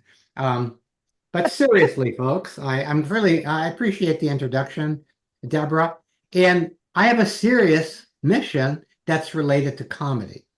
And I've been doing this for many, many years. And one of the things that I think is very important right now, particularly with this polarization, and that's being kind of geared up and ginned up by our anti-social media, and that is to use comedy to bring people together. Not to pretend that we don't have any differences, but to celebrate those differences in a playful and loving way and begin to laugh at ourselves. Because when we laugh at ourselves, as the Swami says, laugh at yourselves, the whole world will laugh at you too. So when we laugh at ourselves, we give people an invitation to be defenseless. And there's a lot of humor that's been happening over the past, I don't know, in my lifetime, the last 50 years, let's say, that's been much more mean. It's been much more polarizing. It's been much more designed to insult other people rather than bring out the humanity in each of us. So my mission in the upcoming Love and Laughter tour that's going to begin right where I am in Northern California, and I think we can put that, doing a show at the San Geronimo Community Center, September 21st, and that's the launch of my West Coast tour, and then more touring around the country next year called the Love and Laughter Tour, and that is designed to bring people together above and beyond their differences, political differences, religious differences, and to laugh together. Victor Borge, one of my great heroes as a kid, he said that laughter is the shortest distance between two people. And I'm betting that that's true. I've done, last year I've done shows where literally people from all sides, all political sides came together, and somebody wrote me an email about it and said it was so great to see friends that they knew who are Donald Trump supporters and those who are progressives all laughing together at the same joke. So I think that that's what we need to do. We need to come together at the heart, and there's no better way than hearty laughter. So I'm sharing that mission, and I'm doing coaching as well, cosmic comedy coaching. And I want to work with people who have a mission to be change makers, who have a mission to be community organizers, who have a mission to bring people together, because I have a feeling that the 4 steps of cosmic comic consciousness, it's a joke, laugh, lovingly laugh at your own face, in your own face, find a joke hidden in the picture, and commit random acts of comedy. I believe that that is a pathway to bring people together, and then once we're together, to have us collaborate for intentional mutual benefit. And if I have another minute here, I want to acknowledge another member of the ELC, Richard Flyer. And Richard was the founder of something called the Conscious Community Network in Reno, Nevada in the mid-2000s. And he is writing a book, and I'm helping him, this is my serious project now, write a book that I think is an heir to spontaneous evolution. It's the next step, because Richard's work in Reno, based on the work of Dr. Aryaratne in Sri Lanka, through the Sarvodaya Project, is designed to bring people together in symbiotic networks that connect the good in a community and spread intentional mutual benefit. If you go to Richard Flyer, that's Flyer on Substack, you can read the book in installments. So part of my mission right now, that's both serious and humorous, is to bring those people who want to make change in the world and help them use humor, first of all, to give themselves perspective and equanimity, and allowing them to be a space holder for people with radically different beliefs. Because what's required right now is not just relating to the members of our own tribe, but radical inclusivity, where we include people we don't agree with. It's really very important to be able to do that. I say humorize, humanize, and harmonize. Beautiful. Beautiful, Steve. And I'd also like to point out that your date at the San Geronimo Valley Community Center, yes, is September 21st, which is the UN International Day of Peace. Exactly. And I'm actually participating in that. I'm going to go to San Francisco earlier in the day to be part of the bigger program. And then San Geronimo Valley Community Center They've done this, the 10th annual Peace Fest. So they're right on board with that. And so the show is Beyond Ananda and Beyond, inner peace, sharing that with people outside through the power of laughter. So we need it more than ever right now because we need to be reheartened. We need reheartening in the heartland. And nothing does that like hearty laughter. Takes us out of our head, puts us into our heart. You are a genius, and we love you. And And to go everybody is welcome on September 21st, whatever you're doing. Exactly. part of- Everybody's welcome. Unite for Peace, which Exactly. is a global campaign that this program will be part of as well. So thank you so much, Steve. And thank you for bringing Swami with you tonight. We all enjoyed it so much, and everybody in the chat was just raving about you. So, and trying to keep up with all the clever things that you said. Well, I So think it was recorded, so you can play it back slow. we can watch it on Facebook again and again. Thank Don't you go away, so much. Swami. Don't go away, Steve, because I want to read some of the comments that have come in. And then you've sent me like 3 different things to show, and I'm going to show all of them. So, Okay. so a few of the comments that came in. Kiki writes, Swami comedy, laughter equals smiles, equals happiness, equals love. And Eleanor Joy says, wow, to humorize and humanize and harmonize. Carol Craig writes, humor is an excellent strategy. I used it in my classroom. My kids called me firm, fair, flexible, and fun. I could make my students laugh in some of our most intense moments, and they really appreciated that. Mark McCormick writes, this is absolutely perfect, Steve. Very synchronistic timing. You are a genius. And a reminder, Rev Deb reminds us, you can find Richard Flyer, like fly, Flyer, on Substack. Dr. Laura writes, random acts of comedy. That's what we need. Marley wants to learn some of the ways that you bring levity. So you've got a student there waiting for you. Dr. Laura says, this is fantastic. Laughter is the shortest distance between 2 people. And finally, Pam writes, so much fun and the humor Swami shares. Thank you for the wisdom and the laughs. Now, some wonderful ways to get more of Swami. His primary website is wakeuplaughing.com. Now think about that double entendre. Wake up, that's what he's helping us to do, laughing. Wake up laughing. And there's a lot there. You can watch some of his comedy clips, but there's his calendar. You can see all that he's doing, notes from the trail. So definitely go to wakeuplaughing.com. And then if you want the book that he wrote with Bruce Lipton, and we love Bruce Lipton, we just had a show dedicated to Bruce a couple of weeks ago, you can get it on Amazon. It's, again, Spontaneous Evolution. Just go to Amazon and pick it up. You can get it as a Kindle or an audiobook, hardcover, paperback, lots of ways to get that book. So definitely do that. And then I finally, still recommend Driving Your Own Karma. I haven't seen that book in years. I may have a copy in storage somewhere. is it still available, Steve? Apparently, yeah, it's the Inner Traditions. You're right, 1989. And boy, it was hard to find that car for the photo. It was really hard to find that car. But anyway, yeah, so that was the original. And that was back when No, you are the original.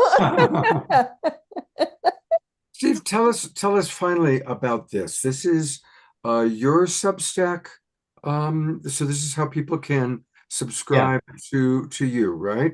Yes, and also I'm writing my story. It's called Travels with Swami, a wiser guy's journey from new age to old age. And and that's sort of my recollections, my pre-Swami days and all of the mischief that I was involved with, and interesting, amazing people that I've met, great adventures, and hopefully a funny book. So I'm releasing that in installments. If you go to the Substack, you can find out how to be part of that. Okay, so And again, that's the best way to reach me. You can reach me at my at info@wakeuplaughing.com okay. if you want some coaching or want to find out more about my programs.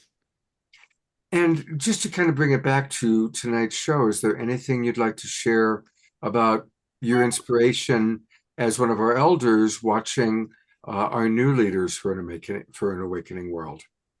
Well, I'm really happy to see that there are people who are expecting to be around for 50 or 60 or 70 years and are doing something about it.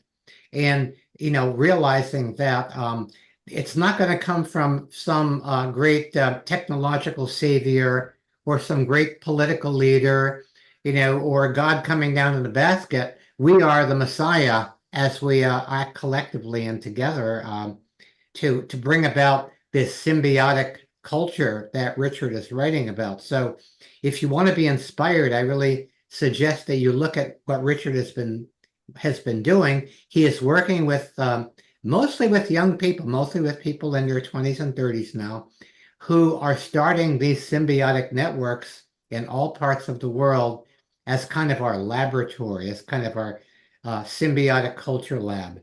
So I am so excited about this multi-generational aspect because everything in what Richard calls the culture of separation tends to keep everybody in their little silos. And this is all about coming out of the silos and collaborating, cooperating, communicating, and co-creating together. Beautiful. So I'm inspired by everybody I saw. I love the music. I love Tatiana's music. I love that. And I love the fact that there are new things happening everywhere. And the world is now in good hands. Absolutely. Steve, love you so much. Thank you. Say, I give some thanks to Swami if you happen to see him for us. All I'll right. tell him. Steve, Marley is asking in the chat whether info@laughingsteve.com is your email. At info@wakeuplaughing.com, or even better, Swami B, as in Beyond Ananda, number one, not Roman numeral, Swami B1@gmail.com. Okay. SWAMI B, as in Beyond Ananda, numeral 1. Quickest way to reach me. Okay. Swami B #1@gmail.com. That's the way to reach him. Yeah. All right. Thank you, Steve. Good. Thank you so much. Well, he was just talking about how he enjoys music, and our next leader is somebody that we met again through Soul Search. Once a month we do a collaboration with Tangela and the Soul Search community, and this is Banal Wen, and he is. It's funny. I ran into him. I went to a concert that my friend Ray Amano was playing at. There was this tall guy, and I go, oh my God! And anyway, I got a chance to meet him in person. Very tall, and very talented. So are you. Well, that's true. You are tall and talented too. Well, thank you. Thank you. Yeah. Thank you for having me. Well, same question that we've asked everybody, and he's going to share some words and some music. So in whatever order you wish, music, words, music, however you wish to combine it. But tell us your vision for an awakening world and your role in creating that. Yeah, my vision for an awakening world. I think my vision at this point feels a bit more general. So I've gotten very much into my perspective being very frequency based and feeling based. So it feels whole and it feels authentic. I think it really all comes back to authenticity. It's a place where everyone feels safe to be authentic and everyone's authenticity is supported. And yeah, I've already been experiencing a lot of that in my life. Just living, well, I would say about 5 years ago, I dedicated myself to what I would call intuitive living. So basically just ditched any idea of any sort of plan or structure at the time. And I decided I got really into Abraham Hicks. It was at the beginning of my spiritual journey. And so I basically started the process of, you know, attune myself to a vibration and then just follow it and see what happens. And of course, naturally, over many years, you know, intuition says, hey man, it's time to start building some structure again in your life, but it's still a part of intuition. So the point I'm getting to is that after doing that for some time and just like really watching sort of how the patterns unfold and the cycles of like, you know, from stillness and sort of peace and neutrality that like a frequency or an essence starts to build, and how that just unfolds in my life, and I get to see all the evidence and the interactions and how either others will inspire me or I can be an inspiration to others in our meeting. You know, just for example, I was right before hopping on this call, I'm in Encinitas right now because I'm touring, doing my sing-alongs, and I was walking along the beach, and my friend suggested we take a right turn, and someone I know that I met a year ago in Sedona walks around the corner. He's like, "Hey, what are you doing here?" And he's been wanting to attend one of my sing-alongs, and we're having one tomorrow.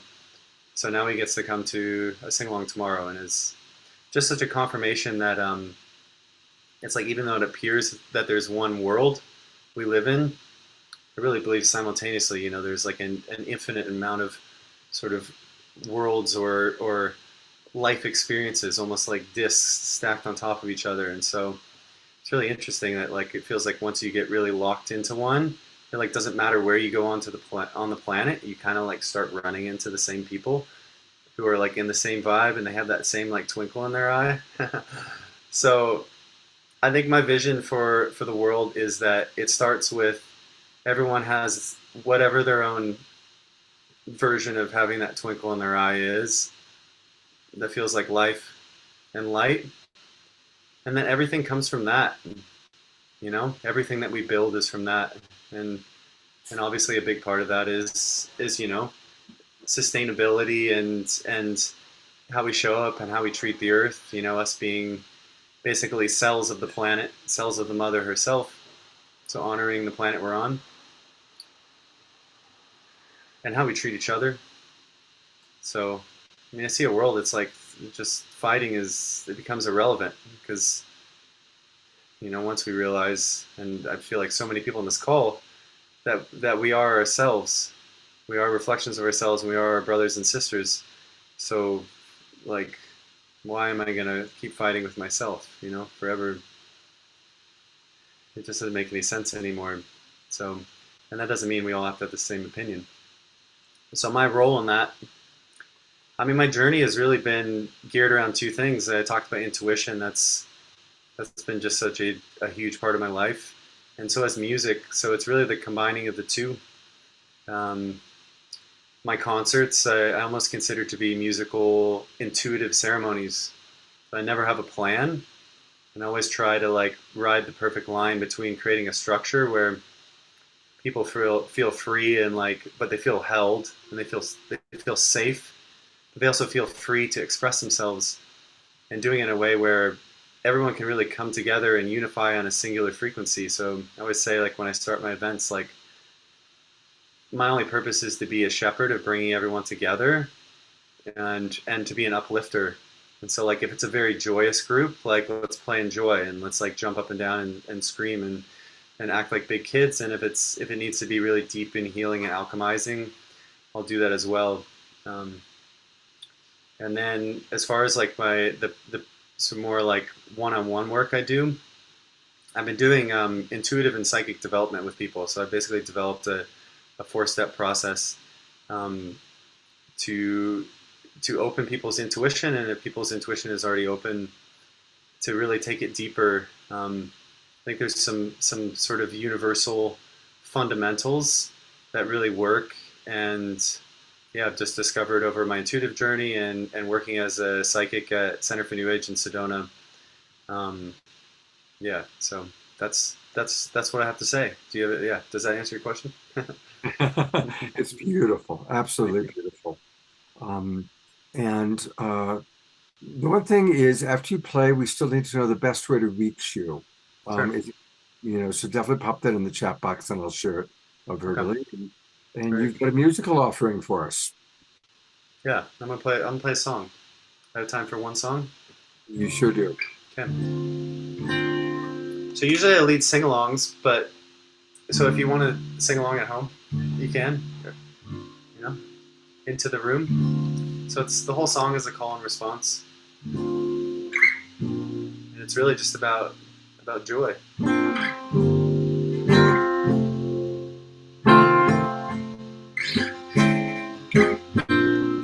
Let me sing into it here.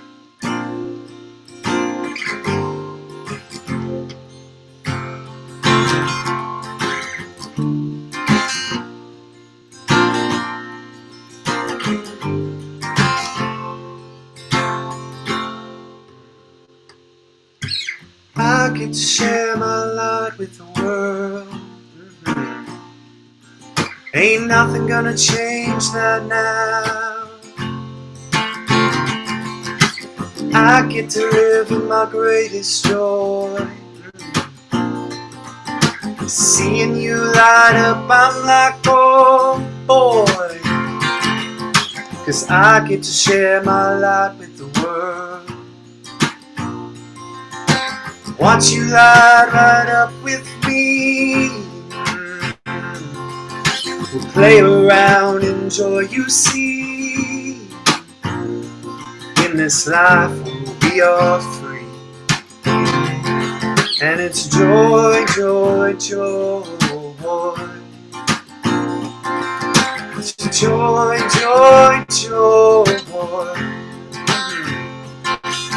It's joy, joy, joy.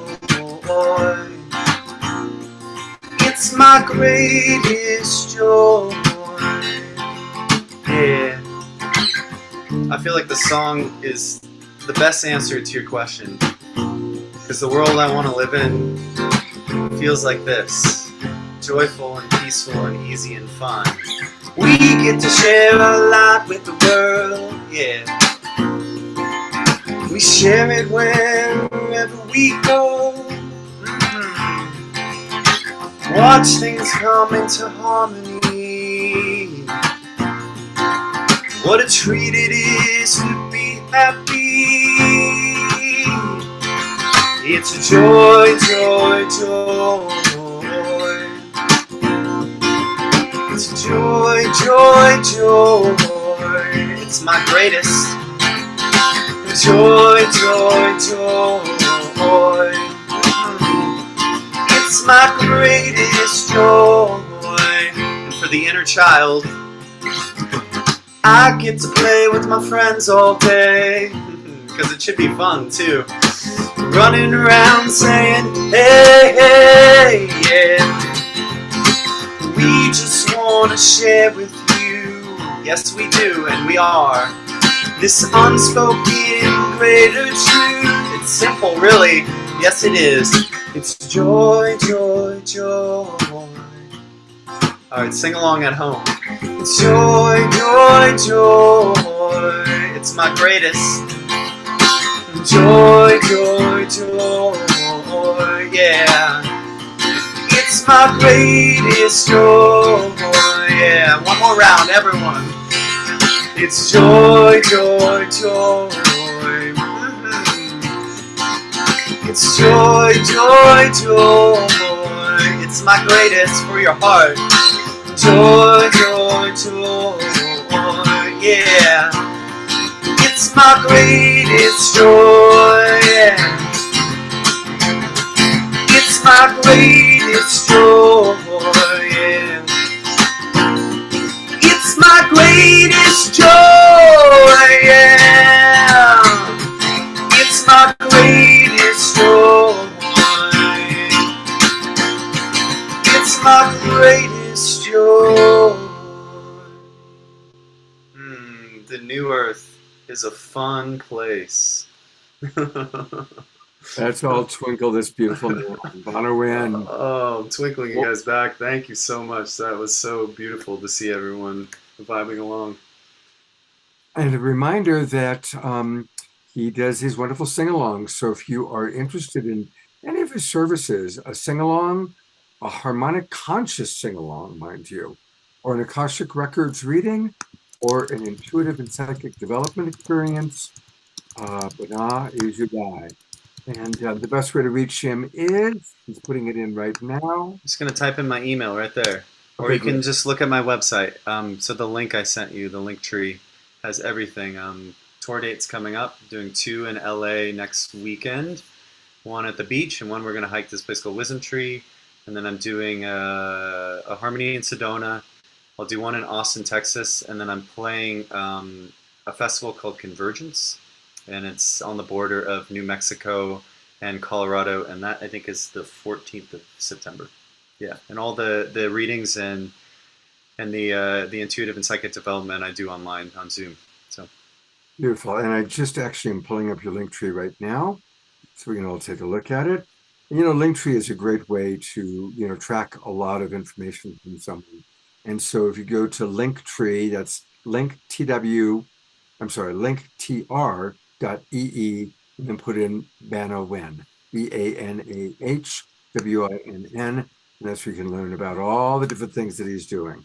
yeah, I'll just link that in the chat too real quick. There you go. Boom, that's it. Yeah, there we go. And I'll put in your whole spiel there one more time. Yay. Thank you so much, brother. Look forward Thank to you. seeing Yeah. It was so good to see you in Berkeley, and thank you for just being a part of a beautiful synchronistic life and all the work you do and everything that everyone was doing here. My pleasure. Yeah, feel very blessed. Deb, anything you want to say to Bana? Just that it's wonderful to meet him, and yet again, a multi-talented, multi-dimensional new leader. So good to have you aboard. Thank you. Thank you so much. All right. I want to thank 3 of you have written to me privately. Scott, are you feeling okay? It's the lighting. I know I look super pale because there was so much lighting coming in. So I'm actually in a really beautiful place. I'm in good spirits. I'm in good health. So thank you for your concern. And I wasn't able to go in and change my settings to make myself look a little bit less pale, but it was lighting and nothing more than that, which we are thankful for. Let's see what's happening next on our agenda. We are kind of in the home stretch here, and we get to meet another in our final new leader that we're meeting tonight, and this is Ashita. And some of you remember her from previous. I think you've been on twice before with Soul Search. Oh, yes. Yeah, and you've got a Soul Search TV show. We'll go take a look at that in a moment. But this is Ashita, who's had an amazing life. And Rev Deb, we learned a little bit more about her yesterday when we had our meeting of the new Synergy Circle core members. That was exciting to meet Ashita. Look at that smile. Thank you. Excited to be here. I'm really, really honored to be a part of this really amazing group of people. And so far, everybody shared so many amazing things that they're doing to hold space for the world and shift it and help it evolve. And I think, we need so many people. We need all hands on deck right now doing all of the ways of healing, holding the space in all of the different ways. And it's just really a joy to be able to be a participant in all of this. So thank you both for creating this space to be able to share with everyone that this is happening and possible, and then also the space for people to come together and do this work. So thank you, thank you, thank you. Sheeta, one of the things that I just recently learned about you is that you were psychic from such a super early age, and then learning how to manage that and work with it. And I'm guessing that there are other people watching who also, have been maybe shamed or embarrassed about their extra powers or their ways that they're not a normal human being. And I'd love for you to talk a little bit about maybe your journey with that, and then any recommendations of how to claim your supernatural powers. Absolutely. So I believe we're all psychic beings. We're all intuitive beings. Our intuition is a gift, a tool that we have been given for lifetimes and lifetimes and lifetimes, and we've mastered how to use it in some lifetimes, and we take it with us. And so when we allow ourselves to use our tool, our innate tool, just like we use our hands every day, we use our eyes every day, if we have those, or if we use our other body parts that we have, that is how we get to use our intuition in the world. And that's how it should be. That's our right to be able to use it. And so I was very lucky that I was born in a Hindu family where I find Hinduism is very open in its philosophies and its beliefs and its rituals. And so as I was born in India, I mean, there was actually, there's a ton of coincidences around my birth. I guess you can't really call them coincidences. They're more like synchronicities. But I have a whole podcast episode on my podcast called Soul Healer with a special interview from my parents. I interview them, and the episode is about what it's like to parent a psychic child. And I made it because, just like you said, Scott, there are so many people who can relate to my story because we've opened up our gifts in the beginning of our lifetimes, but then we don't allow ourselves to expand on them as we go. So that was a really special interview where my parents kind of share about the whole birth and how that was special for them, and then how they saw me as I grew as an intuitive child. And they really didn't know, truthfully, they didn't really know that I was being as intuitive as I was being. They just knew that I knew things somehow, and I was experiencing things, and I was very, very sensitive. And I had interests in spirituality from the get-go. When I was 3 years old, my favorite place was the temple. I wanted to sit there and just be in that transcendental meditative energy. And as I got older, I would go off to Barnes and Noble, or Borders at the time, and sit there and read all the spiritual books as I could. And that was just my favorite thing. And then I went off to college, and it was my first year there, and I, did whatever I needed to do. I'd come back to my dorm room, and then I'd meditate and meditate and meditate and meditate. And then things got just really out of control. And so that's when I found my psychic training and started to get things in control. But I think as people who are so intuitive, if you're on this show, I can guarantee that's who you are too. Someone who's experienced deep gifts or moments of profound wisdom. And sometimes we don't actually know how to interpret that. And the first thing, so that's my mission, really. The first thing that I do is I teach people how to first make peace with the body so that they can understand and control the messages that are coming in, and find joy and ease and grace and love and awareness with all that stuff. Because truly, on the other side of that duality of it can be scary, it can be overwhelming, it can be confusing, it can be frustrating. And so when we can change that process in a grounded state to be able to feel empowered by it and really be able to interpret it, then we get to win. Then we get to evolve together. And I know, Scott, the question that you've been asking people is, what is your vision of this awakening world?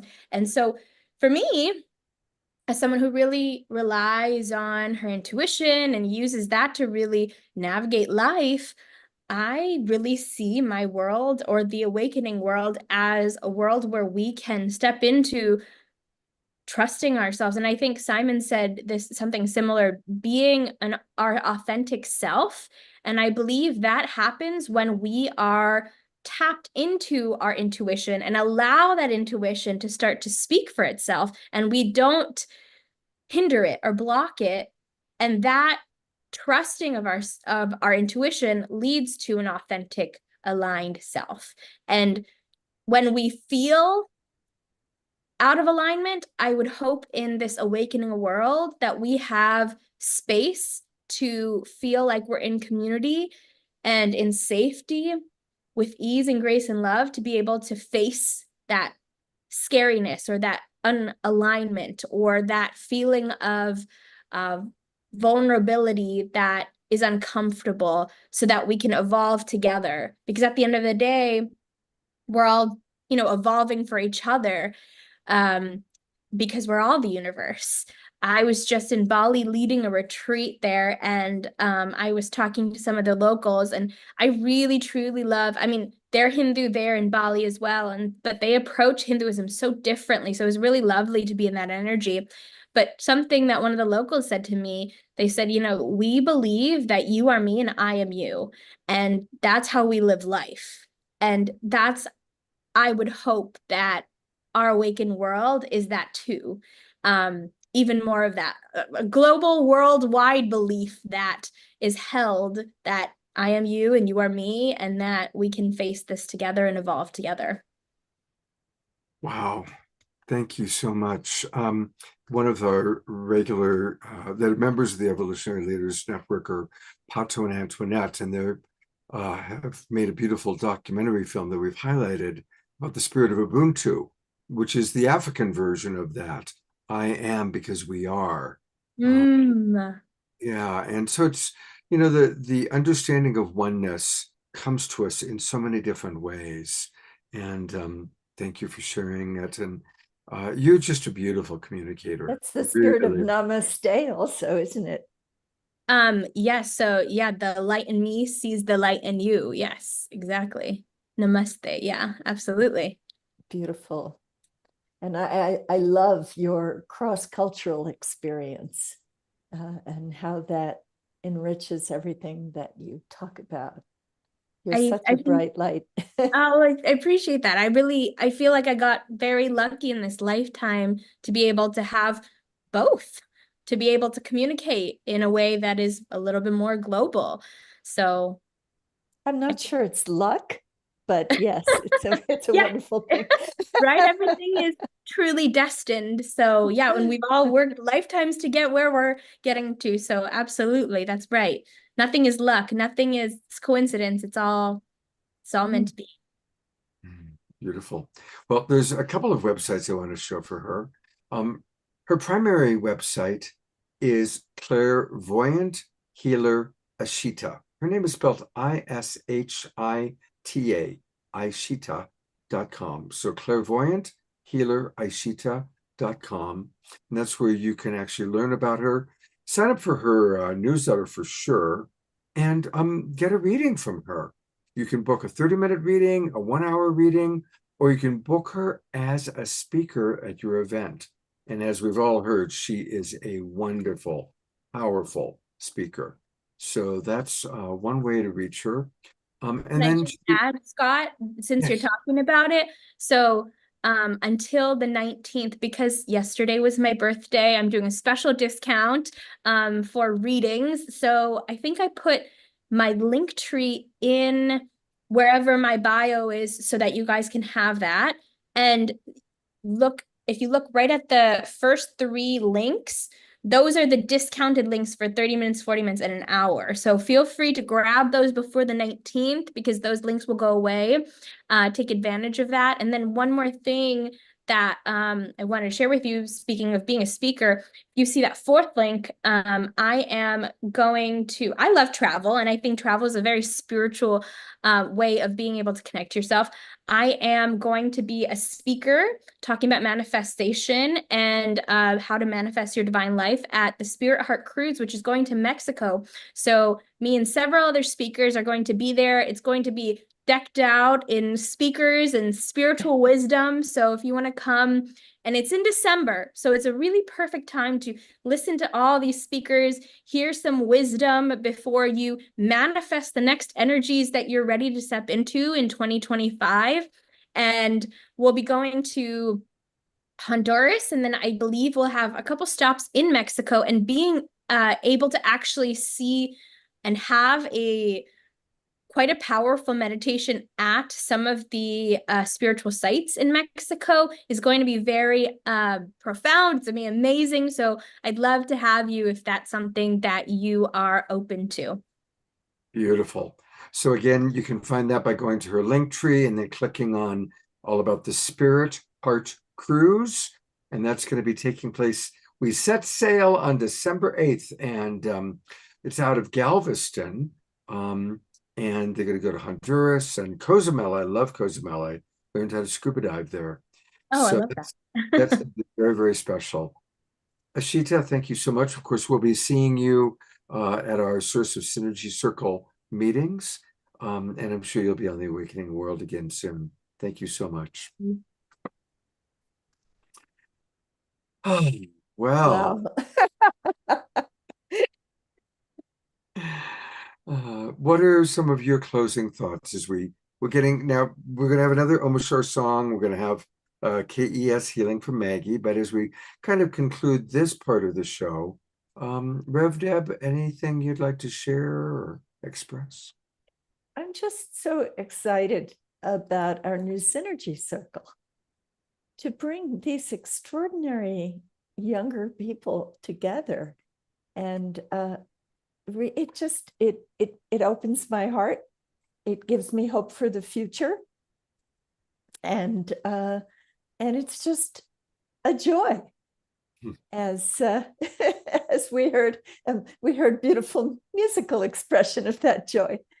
So it's been a wonderful program, and I'm really grateful to you, Scott, for bringing us all together, and so that we could share the joy with Bana and the inspiration with all of these amazing speakers. And I'm very excited to announce that our new Synergy Circle is live on our Synergy Circles page. Let me pull that up right now. I've got it here. There it is. And which color did you give us? Well, everybody has the same color. So it's not in the Kumu diagram yet, but if you scroll down to the alphabetical listing. Oh, so this is a chance for everybody to see the different Synergy Circles. Yes, and we'll have to ask John Raymer to expand that Kumu diagram to include the this new one. So just go on down until you get to New Generation. And we're going to have to ask one of our young leaders to make us a graphic so we really stand out. Absolutely. And we're going to have a video that Tatiana has agreed to make for us. There we are. Excited. And there we are. So right. This is it. This is our debut on the Awakening World. And I can't think of a better place to do that. Rev Deb, thank you so much for everything you do. You really are the mama bear for the evolutionary leaders. And now for this new Synergy Circle. I always love co-hosting with you. Thank you so much. Thank you for the invitation. It's great to be here with the Global Peace Tribe. Thank you to everybody who's been in the chat. Wow. It's such a supportive group. You know, it's beautiful to see all of the comments and everybody dancing as well. So I'm looking forward to Omashar's closing song. Absolutely. I want to also, Rev Deb, we really have become a tight community, and we also support each other. And I just learned tonight that one of our regulars, she's been with us forever, Diane Moyer, lost her mother very suddenly. And I'm not sure if Diane is still with us. She was with us at the beginning of the show and just kind of let us know that her mother had suddenly passed, and that's why she had missed a few of our shows. And so just like for us to take a moment for us to send maximum grace. She's here. Oh, she is. Let me find her. Where is she? Where are you, Diane? I'm looking for you. There you are. Thank you. And Diane didn't know that I was going to do this. And I hope you don't mind, Diane, but you are a precious member of our community. And so I want us to send maximum grace to you, to your family, and to your mother as she makes this incredible journey back home, this great transition. Maximum grace for you and your family. Maximum grace. I'm going to go to gallery view for a moment. I love her animals behind her. That's right. Did you do that? Are you an artist? Beautiful. And I see a giraffe there. And of course, giraffe is the symbol for smoking a cigarette, I think. Oh, beautiful. Lovely work. Diane, do you want to say anything? Is there anything you'd like to share? No? Okay. Thank you so much. We love you in maximum grace. And I want to make one other, we're going to do a few Global Peace Tribe announcements, but the most important one is that next week we are going to have a very special added show. And that is going to be a special show for a special soul. Many of our regulars know Piper Dellums, and so one of the synergy circles is Artists Catalyzing Evolution. And all the members of that synergy circle, well, not all, but many of us, are going to be coming together on Thursday, August 22nd. And everybody's going to provide something. Gary Malkin will play music. Kristen will play music. Casey will dance. Charles will do some poetry. Summer will dance. And so it's going to be a very special event. So please, everybody, right now, put into your calendar Thursday night, August 22nd. Now, we're going to be piggybacking on Summer Joy's dance-a-thon. She's going to start her next 4-hour dance at 2:22 p.m. Pacific time. And then we'll come flowing in at about 6 p.m. with this event for Piper.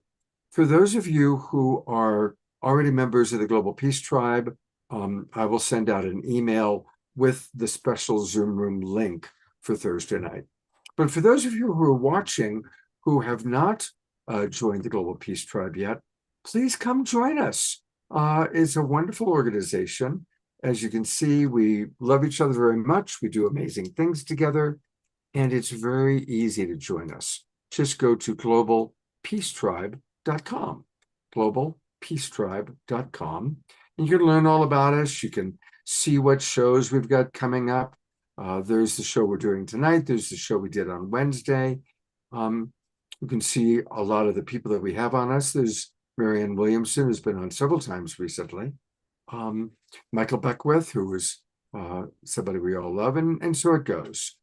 And you can register and join us. And just click register for the new season. That'll take you to the registration page.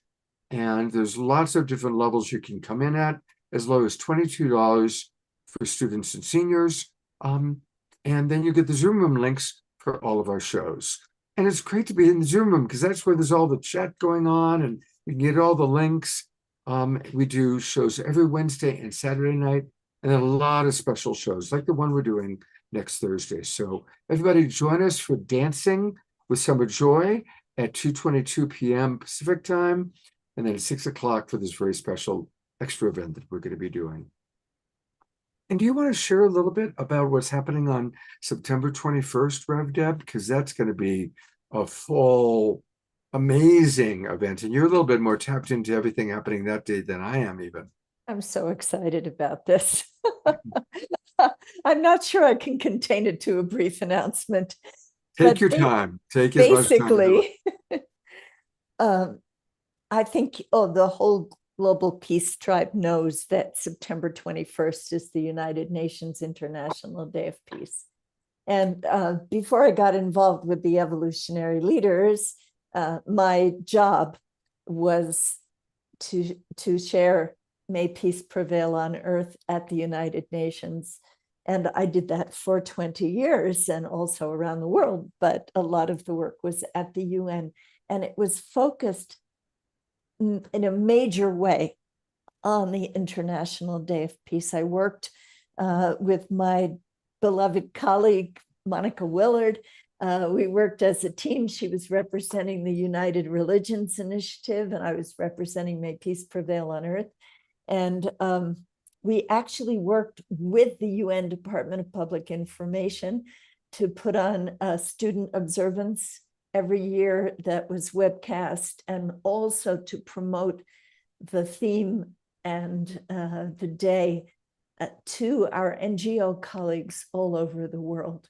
And gradually people began to hear about it, and people began to do webcasts. And Pathways to Peace, another wonderful organization, was really seminal in spreading this. But now it's out there. And it's out there as an opportunity for the world to come together on one day and celebrate peace in any way that you might want to. So this year, Ben Bowler of Unity Earth, who has been a guest on this program and is also part of the Evolutionary Leaders Circle, he's spearheading this initiative called Unite for Peace. And it's centered on that day and on the minute of silence at 12 noon in every time zone. So this is the webpage at unite4peace.org. And you can see at the bottom a number of organizations, including the Source of Synergy Foundation, which is the mothership for the Evolutionary Leaders, and Garden of Light, which is my personal organization, and the one with the globe and the little people on it, that's May Peace Prevail on Earth International, and all of these amazing organizations. But there will be many more that come on board to this. So I can't encourage you any stronger to go to this page, unite4peace.org, and sign up to get the information and to be part of this global campaign for peace. Just think, now that we're sitting here completely inspired by all of these young leaders who have shared their visions from their hearts with us, imagine that we can manifest all of these dreams on this planet. As Swami said, instead of having a tug of war, we get on the same side and have a tug of peace. So let's do that on September 21st. Take that minute of silence at 12 noon, wherever you are in whatever time zone. Create that beautiful peace wave all over the world. But also any other projects, like Swami is giving a performance that day, so he can dedicate that to peace.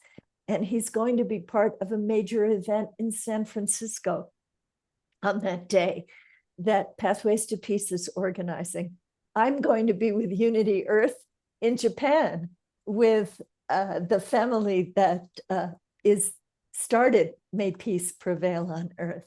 And they're going to be doing a beautiful program from Hiroshima, which is certainly a place to turn around the energy from war to peace. And there will be other programs from different parts of the world that will be shown on Hubcast Media. And I know that Scott is planning some very special programming for that day as well here on the Awakening World. So what a gorgeous opportunity for all of us to stand up for peace, the peace that we've been waiting for our whole lifetime, and maybe many more. So please join me and join me in the prayer. May peace prevail on earth. Thank you.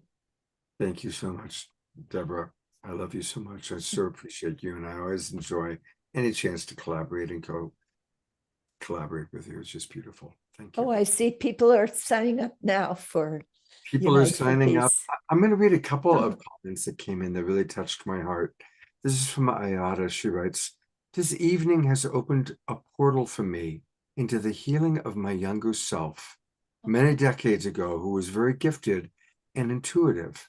And I know now that I was born a healer, but my gift was judged and shamed into recession.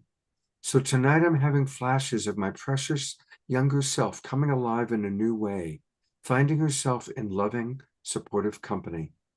Seeing all of our wonderful and youthful evolutionary leaders tonight is incredibly inspiring and reassuring, as I know that healing happens in the quantum field and is timeless. I feel a big shift coming on me. Thank you all for your precious offerings and for joining us here tonight." Isn't that beautiful? And I noticed that she and Ashita have been texting since then. Mark McCormick writes, "Definitely a great night. Transformative music, humorizing activism. Rev Deb, looking forward to September 21 and the International Day of Peace, as well as the UN Summit of the Future the day after on September 22nd. Thank you for making us aware and for your amazing work." And she does so much amazing work. So thank you, everybody in our Global Peace Tribe audience that's been sharing. And we are going to have a KES group healing, but let's go to Omoshar for a song. Woo!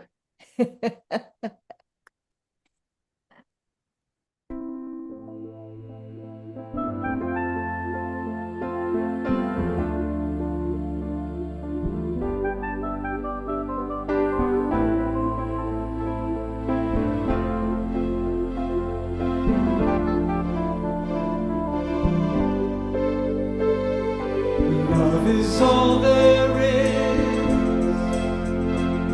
So put your hand in mine.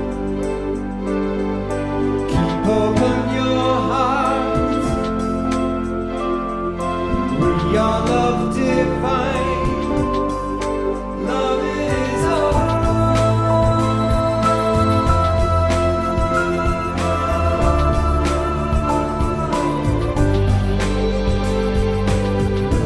all there is. Love makes you feel good. Love is perfect. Love is all there is. Anything less is nothing. Love's for everyone. Love is in everyone. Love is you. You are love. Love is. Truth is in everyone. Love is truth. Truth is love. Love is.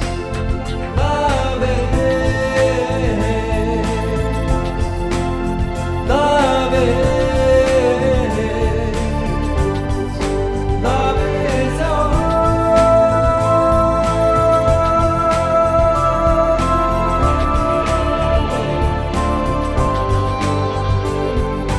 Love is not a dream. Love's all there is. Love's what we live for. And this love lives in you. Touching you, guiding you. Love is in everyone. Love is you. You are love. Love is. Truth is in everyone. Love is truth. Truth is love. Love is. Love is. Love is. Love is Love is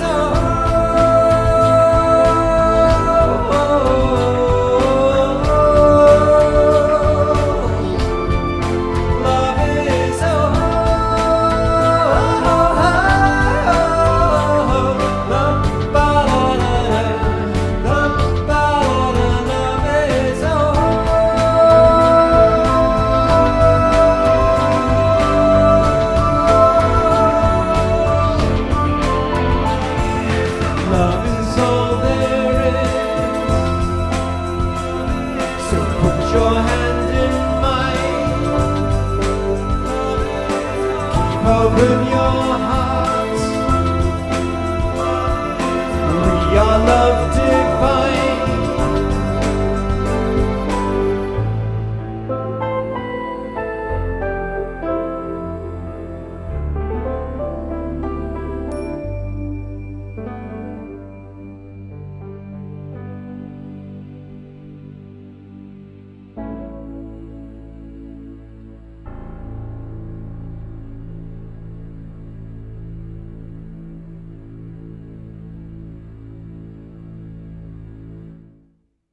Winkles for Omoshar. Appreciation for this wonderful man. We love him so much.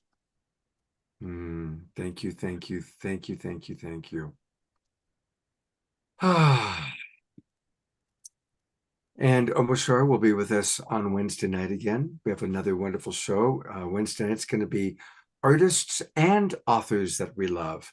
And Kurt Johnson and one of his people, one of their newest books will be with us, as well as Marcy Winters and Christopher Stubbs. So we're going to meet some wonderful new artists and authors on Wednesday night.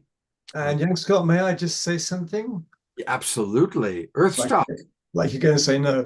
And yes, so Earthstock Festival Summit in Crestone starts on Monday. Earthstocksummit.com, Facebook, Instagram, everywhere. Just check it out. It's an amazing beginning of something very, very awesome that's happening. And I'll be playing remotely on this coming Saturday, 1 to 2:30 in the afternoon. I play my Metapop music there. And so anyway, check it out and like it and love it and subscribe and all that. And just encourage it forward, because it's a powerful movement that we are all doing together with all of these amazing groups around the world. So thank you for that moment, Scott. And again, it's absolutely the Earthstock Summit. Just go to earthstocksummit.com. And of course, all of our Global Peace Tribers, remember, we did an entire show dedicated to this, where so many of the main speakers that were going to be there were on the show. But definitely check it out. And it's an amazing gathering of people. So definitely go to earthstocksummit.com. And thank you, Amishore, for the reminder about that. All right. On Wednesday, you're going to meet Karuna. Tell us about Karuna, because I don't know her other than she's going to be on my show on Wednesday night. She is a very special lady. She is a beautiful ex-model who is a Kundalini yoga teacher. And she has just written a new book. And that's what she and Kurt will be talking about. And I'm really looking forward to hearing what she's written about and more about her story. And I know you're all going to enjoy meeting her. That was amazing, Deborah, because I actually met Karuna last night. What? I was at Humanities Team at a social gathering where Steve Farrell, the got an award. He got the one. He got an award. The only person on the planet that's had the same award is the Dalai Lama, right? And I was there for that one. And so we had a beautiful gathering last night, and it was just a gathering of folks like ourselves. And Karuna came up and tapped me on the shoulder and said, "Are you sharp?" And anyway, lovely. What synchronicity, what serendipity. How wonderful. And how wonderful to mention that Olivia Hanson presented Steve Farrell of Humanities Team. I met her for the first time, and I loved her. She was just like the cosmic mother. She's a very bright light and another one of our evolutionary leaders. Wow. I didn't even know any of that. I mean, so there's only one of us here. I rest your case. Well, the show's not over yet. We've got something really, really special. And that is, we haven't had a KES group healing for a little while. It's been a few weeks. And our beloved Maggie, who's one of our core new leaders of the Synergy Circle, is, of course, a KES healer. And Maggie, welcome back again. And share with anybody watching, because there are people watching who don't know what KES healing is all about. So share a little bit about what you're going to be doing. And I'm turning it over to you. Thank you so much, Scott. And wow, what a beautiful, precious show. Thank you for everyone joining and for your music, Omashar. So beautiful and uplifting. Love the love song. Yes, a little bit about KES is that it stands for the Christic Energy System. And what it mostly does is it works with the main karmas of the soul.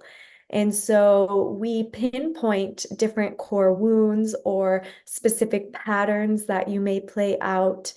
And what we do is all energy wants to do is complete itself. So we bring that energy into completion. And of course, healing happens in layers. And so the Christic Energy System is designed to help kind of reset you to a new pinpoint. And so we will just do a mini session tonight because I know that it's getting late. But what we usually do is we start off with clearing and centering the field, and we'll go into really anything. Tonight, when I was tuning in and checking. I was thinking we could work with the core wound of fear tonight. And we'll just do a little bit of that, and then we'll go into silence. And the silence is when, of course, during these sessions, I am not doing anything. I step out of the way and allow spirit to come through. And so during the silence, the energy is streaming to help reset the set point. And so we can look at our bodies as software almost. You know, we are the world's greatest technology. And as technology can upgrade, so can we.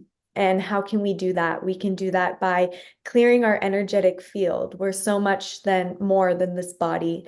And so we have our emotional body, our mental body, our causal body, and all different types of energy bodies. And so we are just bigger than this body, and we walk around in these big toroidal fields. And the more that we can, you know, clear from the causal body or any traumas in the emotional body, any looping emotions or looping thought forms passed down even from ancestors, the lighter we can be and the more light we can absorb. And one of my mentors always says, you don't have to chase the light.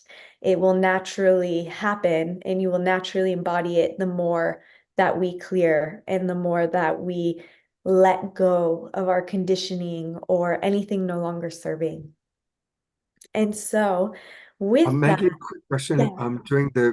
When you're not speaking, would you like for Omashar to play soft music? Yes, yeah, absolutely. I will message you, Omashar. Thank you for asking. So we'll start, and I invite you to either get in a comfortable meditation position or just lay down. And again, we're just going to do a short session, so it'll be about 20 minutes.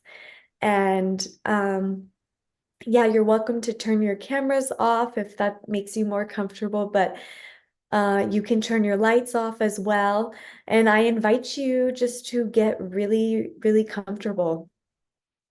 And then we'll get started. And so if everyone just wants to take a deep breath in through the nose and out through the mouth, and just do 2 more of those. Closing your eyes, getting any wiggles out.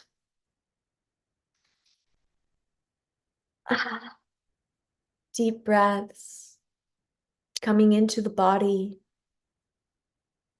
calling all parts of yourself to be here and now, moving down from the mental to the heart space. And we'll set our container by visualizing a platform of light below us and a pyramid of light around us, surrounded by a white flame of transmutation. And we'll seal this space with the white flame, calling forth the Holy Mother, Holy Father, Source, giving thanks to all the guardians, the elementals of the space that we are in, the directions that hold us so gently. We call in your guides and guardians of the highest light and love to be present during this KES Holding mini session. Consecrating this space in the one source light. And now we're going to work with fear. And so I invite you to tune in what comes up when you hear the word fear. We will find what comes up, whether it's fear of death, fear of what's happening in the world, anything that it brings up, And I invite you to find where it is in your body. This is a co-creation. And pinpoint if it's in the heart, if it's in the stomach. And I want you to bring that up fully and completely. And fear is missing the light. And so what you can do is visualize maybe a tangled ball or a gray ball where this fear is.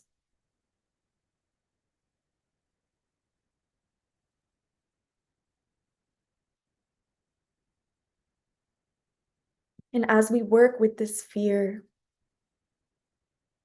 we're going to send the Christic spiral. You can see this sand of light, this little tiny light going in the center of this ball, of this energetic blockage. And I want you to see this light consuming this cloud or untangling the knot. As we work with the cosmic Christ, the Holy Mother, Father, guardians, guides, to help release this energetic blockage.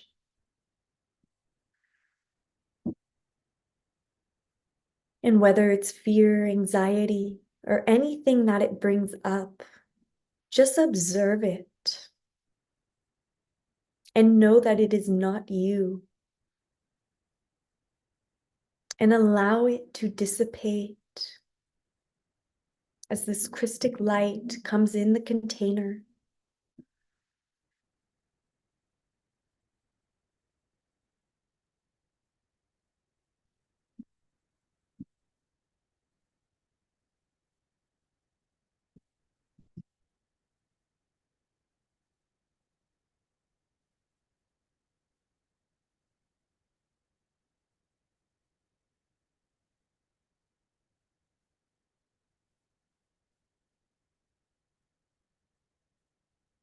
Notice if you feel a shift,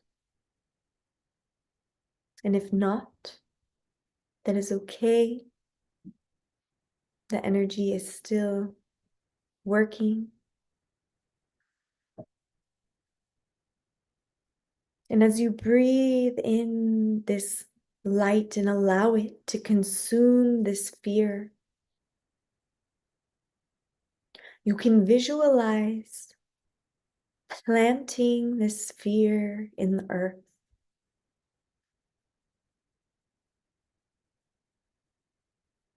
You can energetically tell it your gratitude for its lesson, and tell it that it is no longer needed. And tell your conscious mind, your energetic body, your guides, that you are ready to let this go.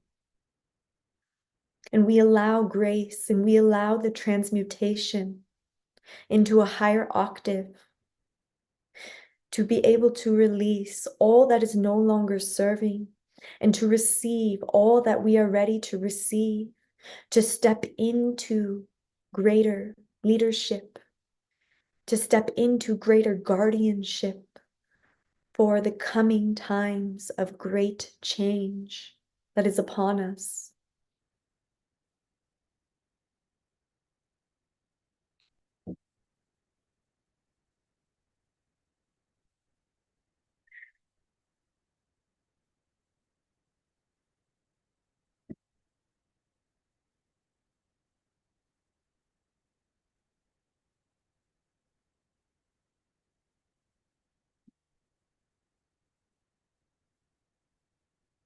And I'm going to invite in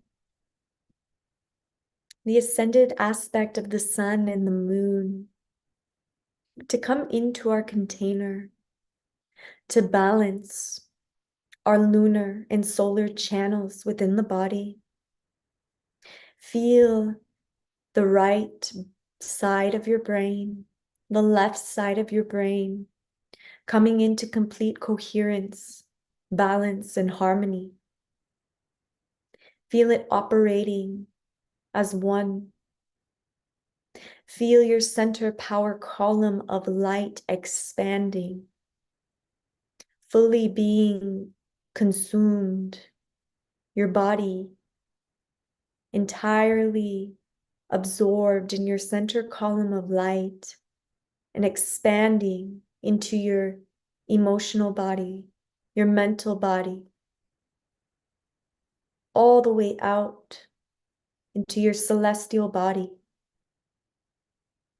See if you can bring awareness to not just your body, but the energy bodies around you.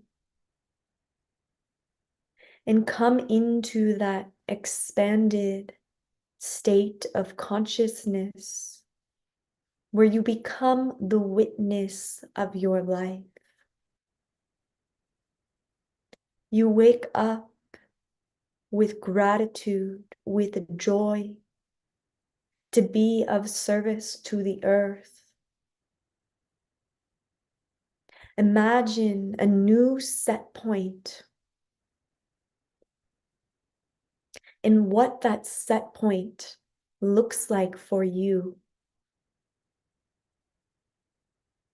Bring that feeling into your body to re-imprint the emotions, the waters, the thoughts.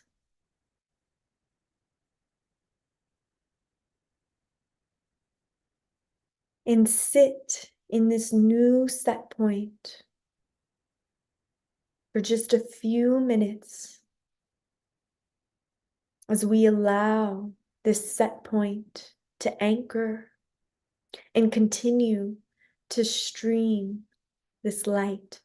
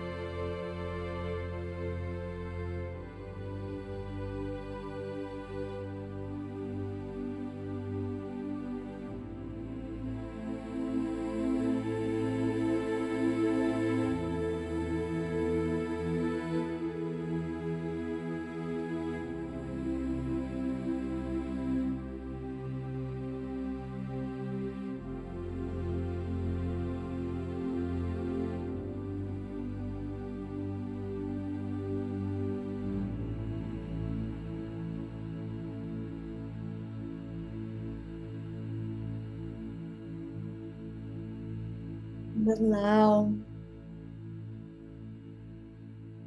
a gentle smile to rise. Feel that smile within your heart.